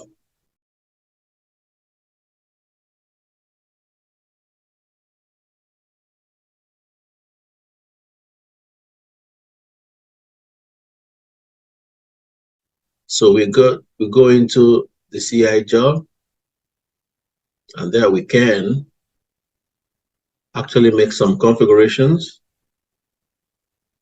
such as I still have the GitHub repository right there. The build trigger can put pull SEM to check every second, every minute, and so it's going to be every minute. So it's going to check every minute for if there's any update on the Git repository, and then it will trigger the build. Okay, so everything is as required. So post build action, this is the first post build action to copy our artifact to our Ansible server to be able to run the Docker image building and tagging and pushing. Okay, so after that, I'm going to add build after post build step, to build other projects,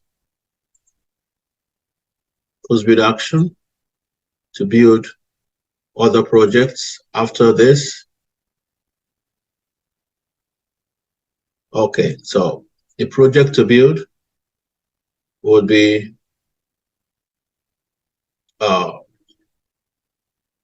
register CD job. So that's the project to build. So ignore this. So it's to build the register CD job, and trigger only if build is stable. Okay, I could have that done. So I apply that and I save that. So let's run a build on the register CI job.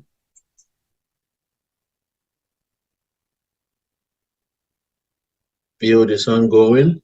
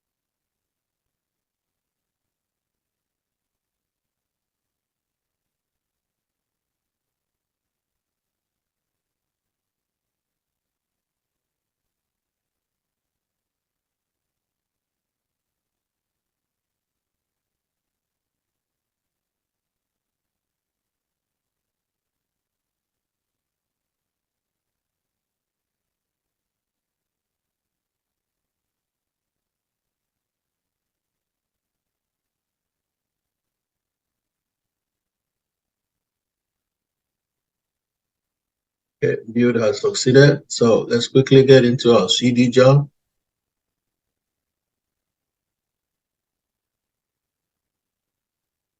Okay, the build 2 has completed actually a moment ago. So successful. Okay, so that's the job.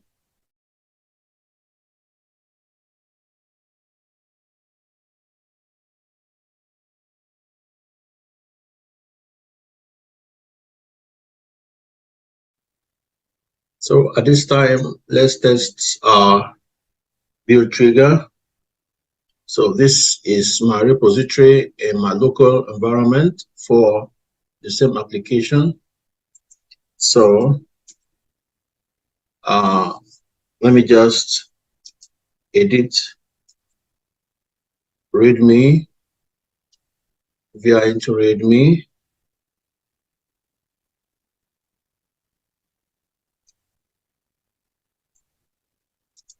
Just job completed.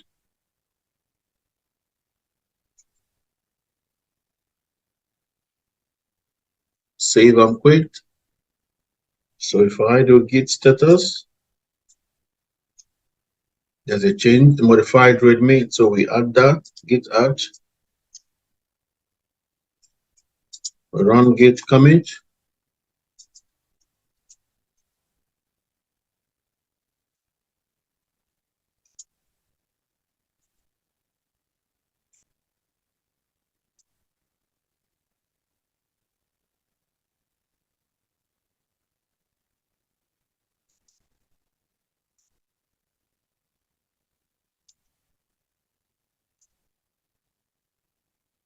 Okay, so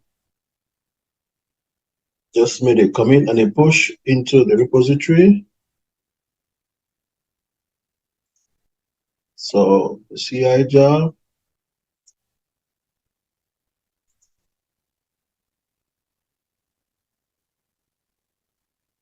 CI job is going to be triggered because of the new push into the repository.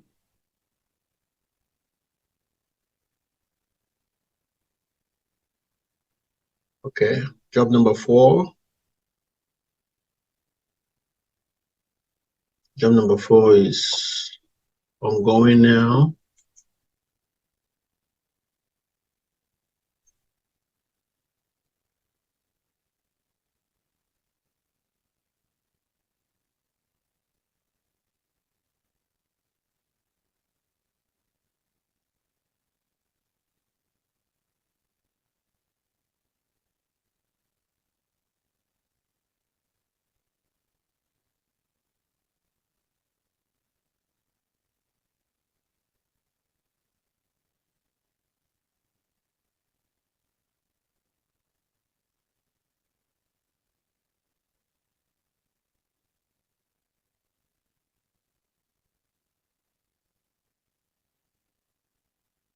Okay, job is successful, so it's triggering a new build in the register CD.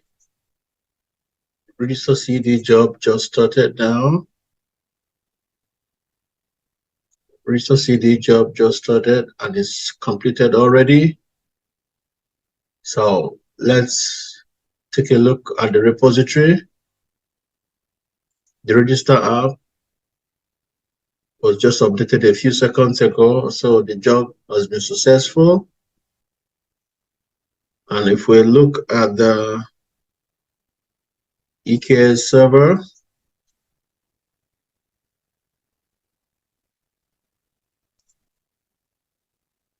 we can kubectl get pods just 43 seconds ago, so that's running. So kubectl get SVC, so we have the load balancer here deployed. So let's try to access our application. So we'll try to access our application, port 8080.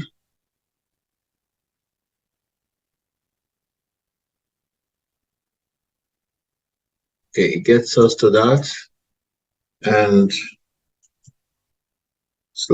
/register. Yeah, so this is application up and running. So successful. So this is our application right here. Register for online DevOps training at Messing Voice System Solution. So application is well running, and I hope you enjoyed it. So please feel free to send a comment. If you have any question on the task, you may ask on the comment section. However, you may choose to go through this video one step after another, since there are many steps, from the beginning of the project with infrastructure provisioning, using Terraform infrastructure as a code tool, over to starting our respective servers, our Jenkins server, which also houses our Maven, and the configurations, different configurations that we did there. Again, then from there we started other servers, Ansible server, the EKS Bootstrap server, and we used eksctl to provision our cluster that we just deployed the application in. And of course, every part of this task will require some level of expertise. So you take your time, go through it, go through different documentations, and bit by bit, you pick every little step. Just as I mentioned, it's we just try to keep it a little bit simple from the beginning to the end, as simple as possible. However, each of those concepts, there are a lot of other things that are also part of the tools and the technologies we just used: Jenkins, Kubernetes, Ansible, Terraform, Docker. So a lot of other things are within them, and you just take your time and move through it one step after another. So thank you very much.